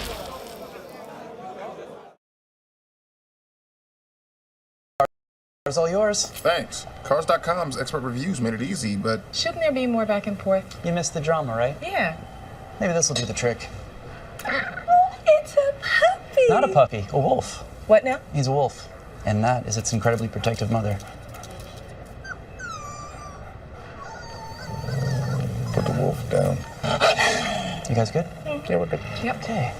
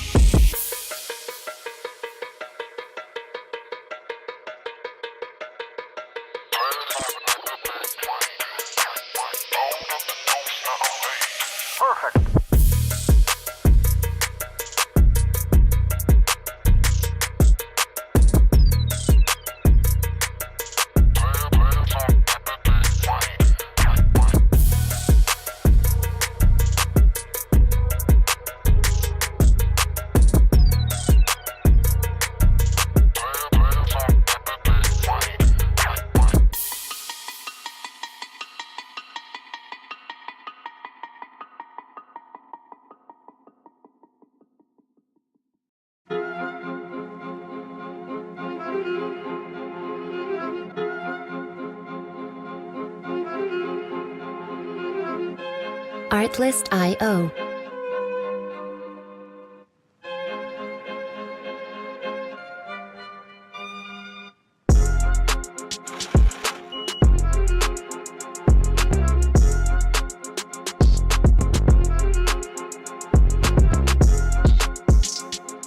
Music licensing reimagined.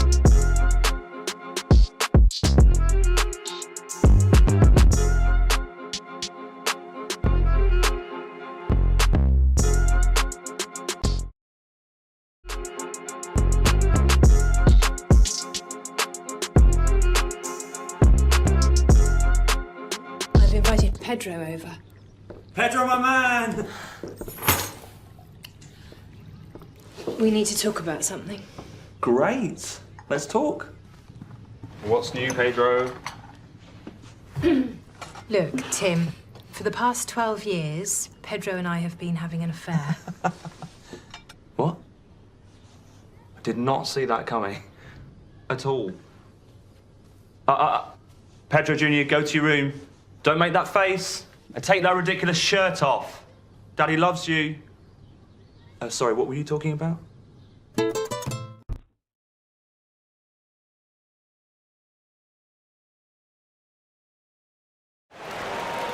Second half action getting ready to begin. Europe going to have the ball first. 42-34 Showtime in the lead, though, to begin the third quarter. And Rick, what do we need to see from Simro Europe to get them back into this one? Have a be more comfortable lead for them to fight back. Well, I think they just need to keep doing what they're doing. I think their game plan is fine. I just think they got off to a terrible start, so they're coming back from that. Oh, look at the turnaround and one trick. Not yet. Foul called on Bekic, though, and Bekic had a quiet first half, rather. And he's been held in check. What, 2 for 9? Shooting 2. Yes, he's shooting bad right now. Again? Yeah, he's 2 for 9, 4 points. They're gonna need him to do better than that to have a chance to win this thing. To be fair, though, I think some of those shots were blocked by Korean. He has 4 blocks. Yeah, a lot of them were. Coming out of the half here. So Yams has played his defense that he's been known to do. Again, not doing much offensively, but that's not his game. He's more of a very defensive big, and you always need those at any level. And especially when you're going up against a prime-time player like Henrik Bekic is, number 15 ranked player in Simro Hoops this season. You definitely need to have a big, and Bekic is that kid to do it. Certainly is. So, question is, what's going to happen for Showtime to continue this lead? And I think they have to continue to do what they do, and they're continuing to do just that as Bryce James gets himself on the board here in the third quarter. 47-36. And one for Europe. There it is. Henrik Bekic. Foul called Korean. getting himself on the board here in the quarter. Fouls on Corey Ames. Big fella going to go to the line and try to complete the and one. Shooting one more. Bekic, again, the number 15th ranked player in SimWorld Hoops, and he will be going on to college next season to play his basketball there, and he is going to get the free throw to fall, completes the and one, but he's also getting looks from a lot of the European basketball associations over there. But more than likely, he'll stay over there to play basketball when he comes stateside to play college. But either way, looking for to see how his career progresses as Kenneth Klum gets a layup to go. 6-point game for Showtime as it reads 47-41. Nick Moss with You're it right. down here. Hey, Rick. I'm back in it, baby. Hey, welcome back, sir. Welcome back. You left me for a minute. I was like, wait, where's he going? Oh, my goodness. Welcome back. Right on time. Ronnie James. Right on time. For you, bud. Thank you, Bronny. I appreciate that, brother. That'll get the fans out of their seats and maybe you sitting back down in your seat temporarily, at least. Oh, good tip. They tip drilling out there too from Europe. As Fazakis gets another bucket. He's had a pretty good game so far, Fazakis. Yes, he is, and he's needed to have one because his cohort Bekic had. Whoa, wait a minute. Oh, Ronnie! Come on, man. Wow, that's a lot. Ronnie, thanks. Man, and that's a poor pass from Kenneth Klum right to Corey Ames. Right, exactly. That's not going to get it done. Not going to get it done at all. Bronny not able to finish there. Yo, we so used to him when he doesn't dunk, we're surprised. Yeah. When he hits that corner and doesn't finish with a dunk, it's almost disappointing. I was ready for another highlight play. Oh, get one anyway. Block on Papadopoulos. Hope the fan was ready to catch that one. Man, that one came in hot in that direction. And that's an important block because he's the same cat that will dunk on you. So you better either block or you're going to get dunked on. Yeah, exactly. Block or poster, your choice. Yeah, exactly. Like watching David Ortiz swing. It's either a home run or a strikeout, one or the other. The hardest swing to do. I used to hate watching him swing because I was scared every time he made contact, he was going to leave. You a Red Sox fan? I'm an Orioles fan, so I had to see a lot of David Ortiz. Yeah. Oh man, the Orioles have been good for a long time. No, but they are doing really well this season. One of the best teams in baseball, believe it or not. Oh, that's right. They are doing pretty good this year. Yep. Yeah. I mean, I don't know if they can't beat my Stros, but they all right. Hey, we'll see, man. We gonna see at some point, I imagine. Indeed. Yes, indeed. 8-point game. Oh, Bronny, put him in the mix. Ooh, off he got every tool in his bag. That's not fair. If I'm Coach Mack, I'm calling a timeout just to save the embarrassment right now. I just need to get my troops together and catch their breath, because that wasn't fair what he just did. Yeah, to pull off a floater from that angle is not easy at all. Over two players. Yeah. That's a great shot by Bekic. Bekic gets himself another one. 53-45, and we talked about Bronny James, but I want to talk about Bryce James for a second, because with Bronny getting a lot of the shine, and again, rightfully so. What have you seen from Bryce that more than likely will make him the feature next year for Showtime? Well, right now he's forced to kind of pick his spots because of the nature of the team, but he has a lot of tools in the shed as well. And he's going to be bigger than his brother. So he's not as athletic as his brother, but he's going to be bigger. I think he's like around 6'5", 6'6" right now. And so he can get up to 6'8", 6'9" height, possibly like his father. So I think that you match that size with the skill set and the genes that he has. And you never know what this cat is going to be. He has a lot of potential too. And one. Henrik Bekic getting one over on Corey Ames that time. Substitutions in the floor. And real quick, Blaze, Bryce is listed at he's listed at 6'5", and that doesn't mean he is 6'5". You know how that stuff goes, right? Yeah, no, I think he's I think he's like 6'6" now. Honestly, I think the height measurement, this man's 16 years old. He just turned 16. I think he's actually 6'6". I wouldn't be surprised over the summer he's 6'7", 6'8". Yeah, and if he gets to be that height and can do things like, let's say Kevin Durant, for instance, where he even in that sort of tall, lanky play style that Durant has, that in a James package, so to speak, that could be scary. That's going to be scary, rather. If he can put it together, which I believe he will. You're trying to get this lead down, son. They sure are trying, and Vekic is doing his part. Getting the rebound, not going to convert. Israel Vines draws a foul. Vekic going back to the line again, and I like what we've seen from Vekic here in this quarter for them, being more of the focus for Symbol Europe for them, and I think that's what they need to do. Yes, for this team to have a chance to actually win the game, he's going to have to put his stamp on the game offensively. He's way more aggressive the second half than he has been in the first, so we're going to see if he can make the difference. Yeah, not every team has a certified star player, but when you do have that star, you should run, in my opinion, the majority of your offense through said star, unless something drastic needs to change. Yeah, I think even if something, you got to run it through the stars, man. That's what the offense is set up for. Again, we're going to see down the line what Coach Mack offense looks like. I think he has the advantage right now because there's no film on his coaching style. So right now, Coach Mack actually has the advantage because no one's going to know how his team is going to run. So they're going to have to get film before they realize what this Team Europe might be doing. So Team Europe can have a chance to get maybe 5 good games in a row before teams catch up to their philosophy. All right, and you can still game plan for the players like Beckett, Papadopoulos, Hughes, for example, but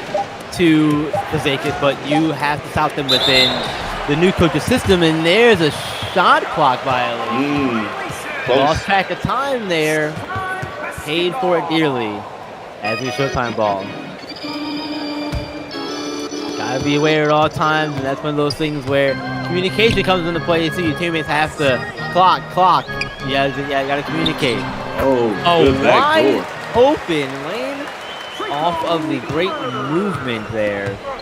As Draco Whitford did that one. And that's a wrinkle that I think Coach Jordan put into the offense. They wasn't getting those types of looks previously. The motion for Showtime this game has been a whole lot crisper and a whole lot fluid than it has been with the other coach, with all due respect, because he's been absolutely, and they've lost him again, but fortunately rather, for Europe, that shot doesn't fall.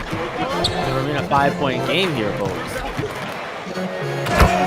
Oh, okay, here we go, Rick. This is getting to be good here towards the final minute of the third quarter. It is.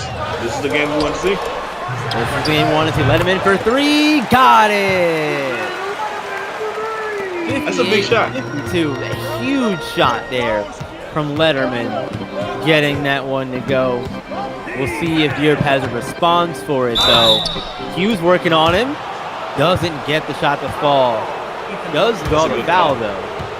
Yeah, that's a good foul. I saw the first. Go ahead. And speaking of Letterman, I saw earlier he was talking about his minutes or not. But I'll say this: he may not be. I mean, it's tough, man. You playing behind Bronny James, bro. That's it is what it is. But I will say this: when he gets in the game, he's very efficient. I think he has like 9 points. I think he has 9 points right now on threes. So I will say this: he may not get 20 minutes a night, but whatever minutes he gets, he's making the most of it, and that's using the guy effectively off the bench. Absolutely, and that's part of it too. I think that we've seen throughout the season players and these kids wanting more minutes, complaining about minutes, whatever the case may be. But in some situations, some of them have to realize that they're not going to get that time right now because of who's ahead of them. Right. Correct. And it's a numbers game, man. Exactly.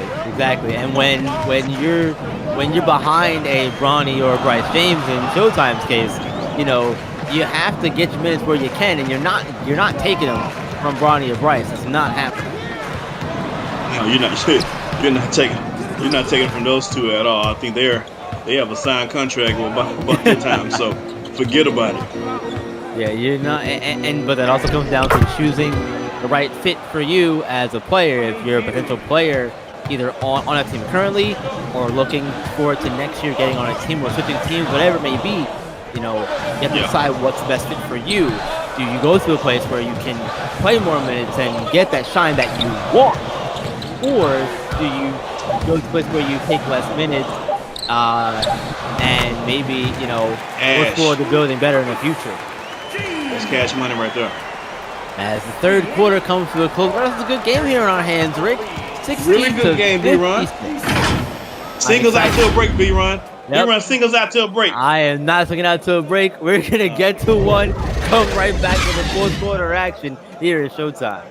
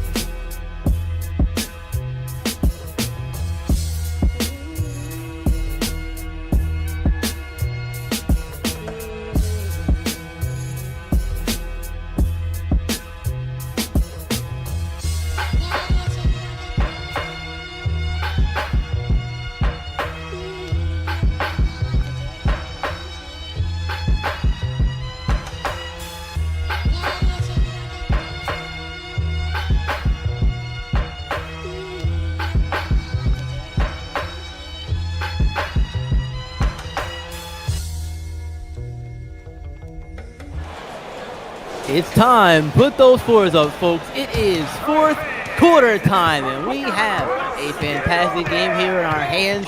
Two new coaches looking to make a name for themselves at the expense of the other. And boy, oh boy, Rick, this has been a really fun game to call with you here tonight, sir. Yeah, man. It's been a lot of action on the court and with these coaches as well. It's been exciting. This is a really good game by both teams. Both teams playing hard. I'm excited to see how this fourth quarter goes. Good pass. You represent this thing, baby. It is hanging around in this one. They've done it all game, but now to the point where they have to do more than hang around. They have to take control, and how can they do that in this quarter, Rick? It's gonna sound crazy. I'm listening. And one, first of all. Oh, Goldton. Try to slow down Bronny. try. I said it was gonna sound crazy. It's about strategy at this point. Look, man, that's about It's strategy. running time. It's 4 quarters, running time, baby. Look at that. That boy, he's nervous. He's just giving him the ball now. He's just handing him the ball. Here, Bronny, here's the ball. And you can't do that at this age of the game. You have to take care of the basketball, and you have to not allow Bronny and Bryce and those kids to beat you. You want to try to get the other players involved, and I don't know where that one was going to at all. It looked like it was going to maybe a Buffini in the corner, but it was in the cut, and he didn't.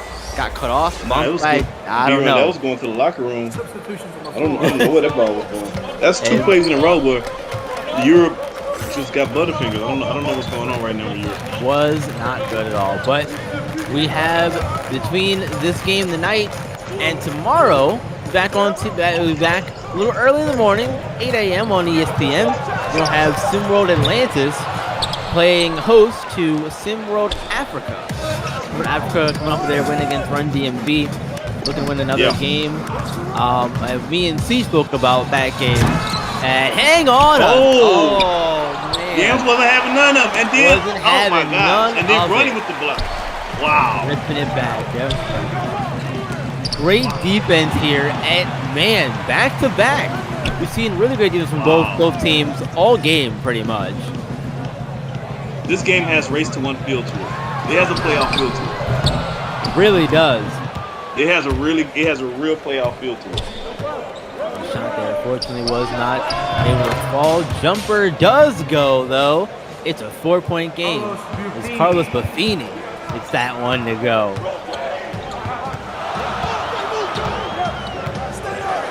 This is a heck of a game. It really is. It's been a really, really fun game, and oh my goodness. Bronny James. You know who never gets their dunce block?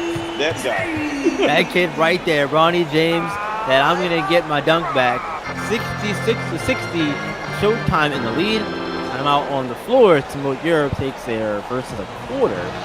They got some time. Crowd is rocking here, though, Rick. A tough environment for Europe to be sure, though, you think, coming down the stretch here, yeah? Very tough, man, but these kids not scared of the opportunity.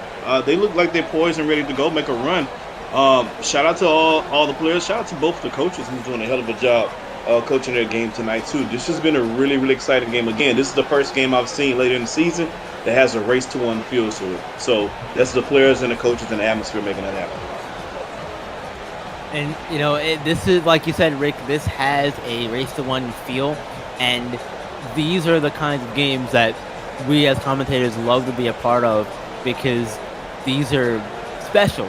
They feel special, and with the way this game's going, I feel like we are going to be in for a good finish. Maybe it's not going to come down to the wire, so to speak, but it will be interesting in some regard. Yeah, and I think no matter how this game's end up, you gotta be on the lookout for Europe moving forward. I didn't have them get into the race to 1 tournament, but I don't know, man. I think Coach Matt got these boys playing really hard. And I don't put it past them at this point. They really got a shot. Exactly. And with the new coach coming in, a lot of things change. The messaging always changes. And it's important to see how players respond to it. And it seems like over the last couple of days, the past couple of games under the belt now, they've responded very well to Coach Mack. And he's helped them as well. You got to stay home. If he's sending a double, Jan's got to hold Vegas 1-on-1. You send a double and leave those shooters alone, you're going to get those blown out through the 4th quarter. I'm telling you that right now. Kenneth Klum, that 3 fell for him, but what a great pass. And that's what makes this team hard to do. You make a great play, make a great stop, but Showtime come right back and score and answer it. So it takes all the momentum you just gathered, it just takes it away in one failed play. Exactly. It's so tough to counter with the counter when you have Showtime who can just kind of do everything. And my Kenneth Klum, another 3-ball, second in a row, makes it a 2-point game. 68-66. Kenneth Klum is hot. Oh my goodness! Clear the runway. It's like he just decides what he wants to do and he just does it. Yeah. It's just that simple. What's it? It's his world. We're living in it. But man, these kids are playing now. Kenny Klum is taking over for the 99 and 2000. Kenneth Klum has come alive here in the fourth quarter for SimWorld Europe. No time like the present. They needed him. Nick Moss, though, once again answering. Showtime's the answer for everything Europe has done to begin the quarter. Kenneth Klum and all. But there goes Europe. They're not talking. They're getting beat on that. I don't know if they should be switching. This other man's coming. I have no idea. Coach need to get that figured out because Europe is killing them on that set. Pick and roll worked to perfection that time. Makes it a 2-point Showtime lead. Fingers and body parts starting to get a little antsy here if you're a Showtime fan, perhaps, Rick. Hey. We're going to take a quick break, though. Come right back on 3:19 of the fourth quarter.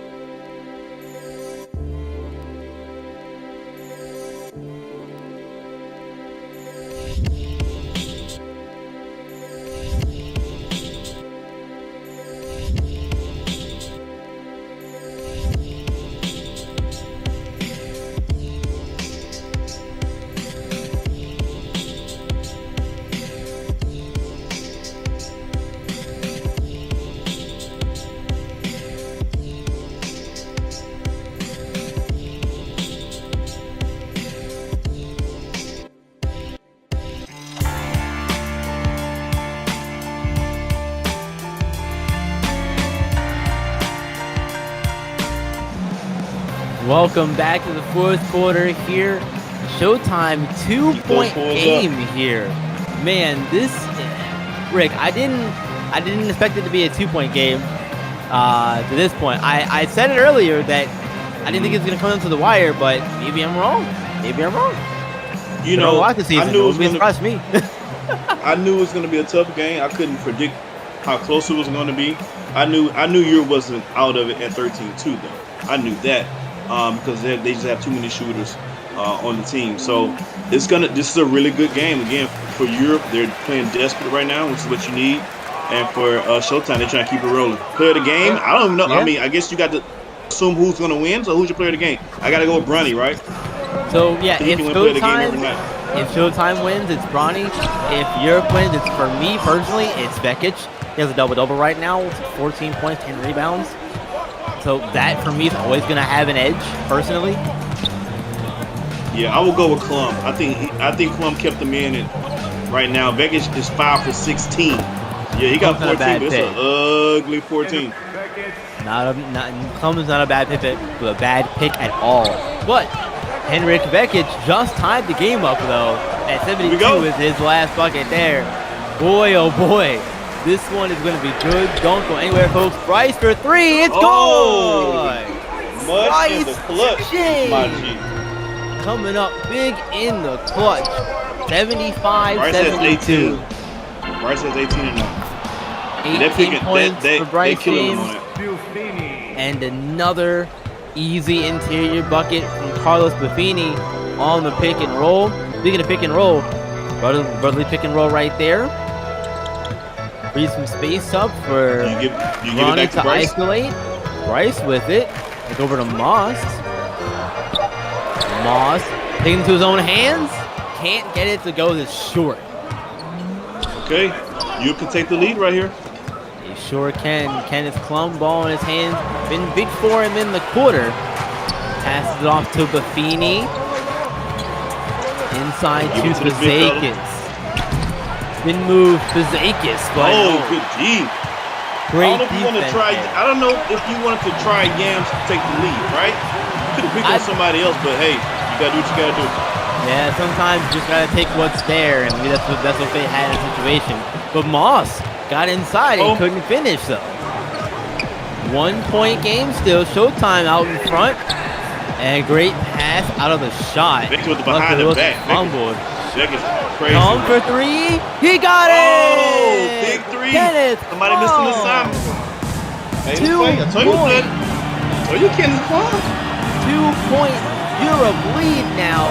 Showtime on upset alert here at Glaze. But Ronnie responds. Calm down. Number 4 says calm. Calm down. High ball game. Number 4 says relax. 7-all. Final 55 seconds of this one. Maybe we'll see overtime, but we gotta get there first. Wow. Huge steal. Great steal there from Yams. Wow. Showtime back in possession of it here. 40 seconds. Ronnie going inside. That's good D. Everybody clearing out for him. Out to Moss. Spinning. Step back three. No. But it doesn't matter because look who's there. It's Jackson McQueen. Let's take a quick break. 2 point Showtime lead. Come right back for the exciting final 27.5 seconds of this one. Wow.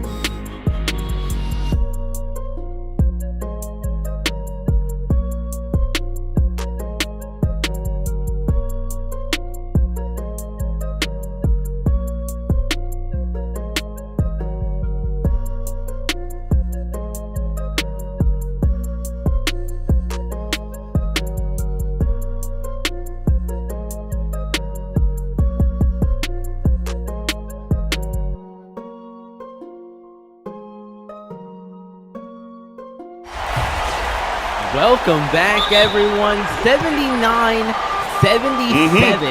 Showtime out in front.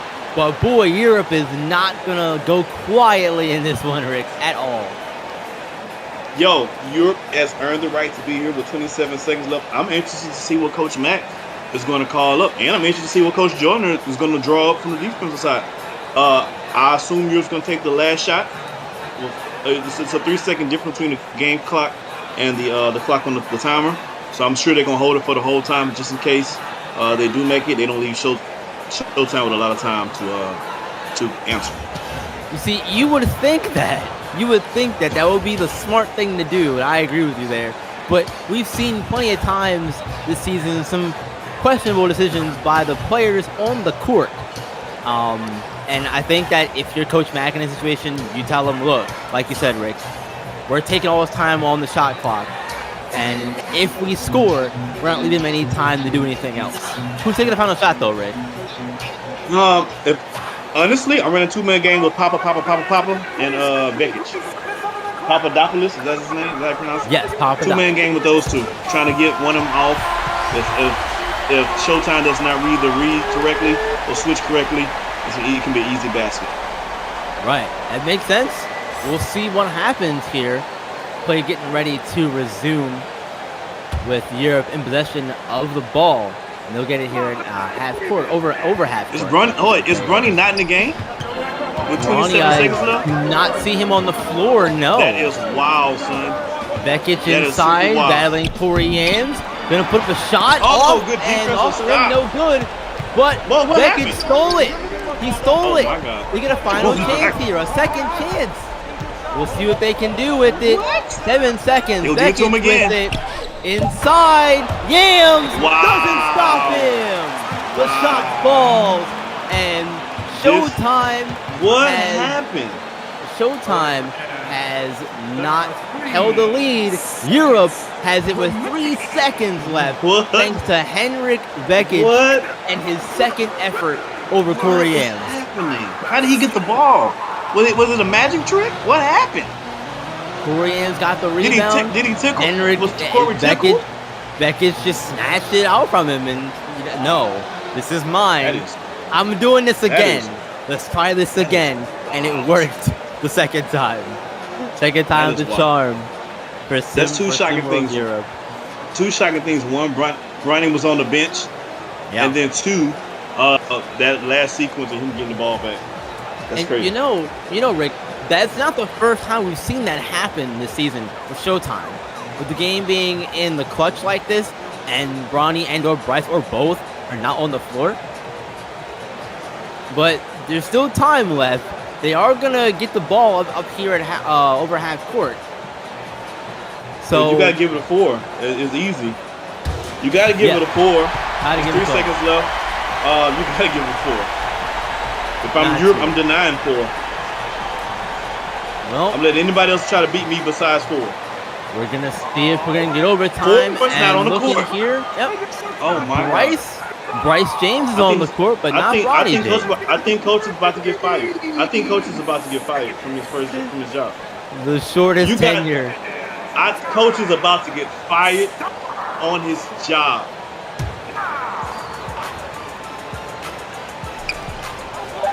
Well, final 3 seconds. Bryce for 3. Wow.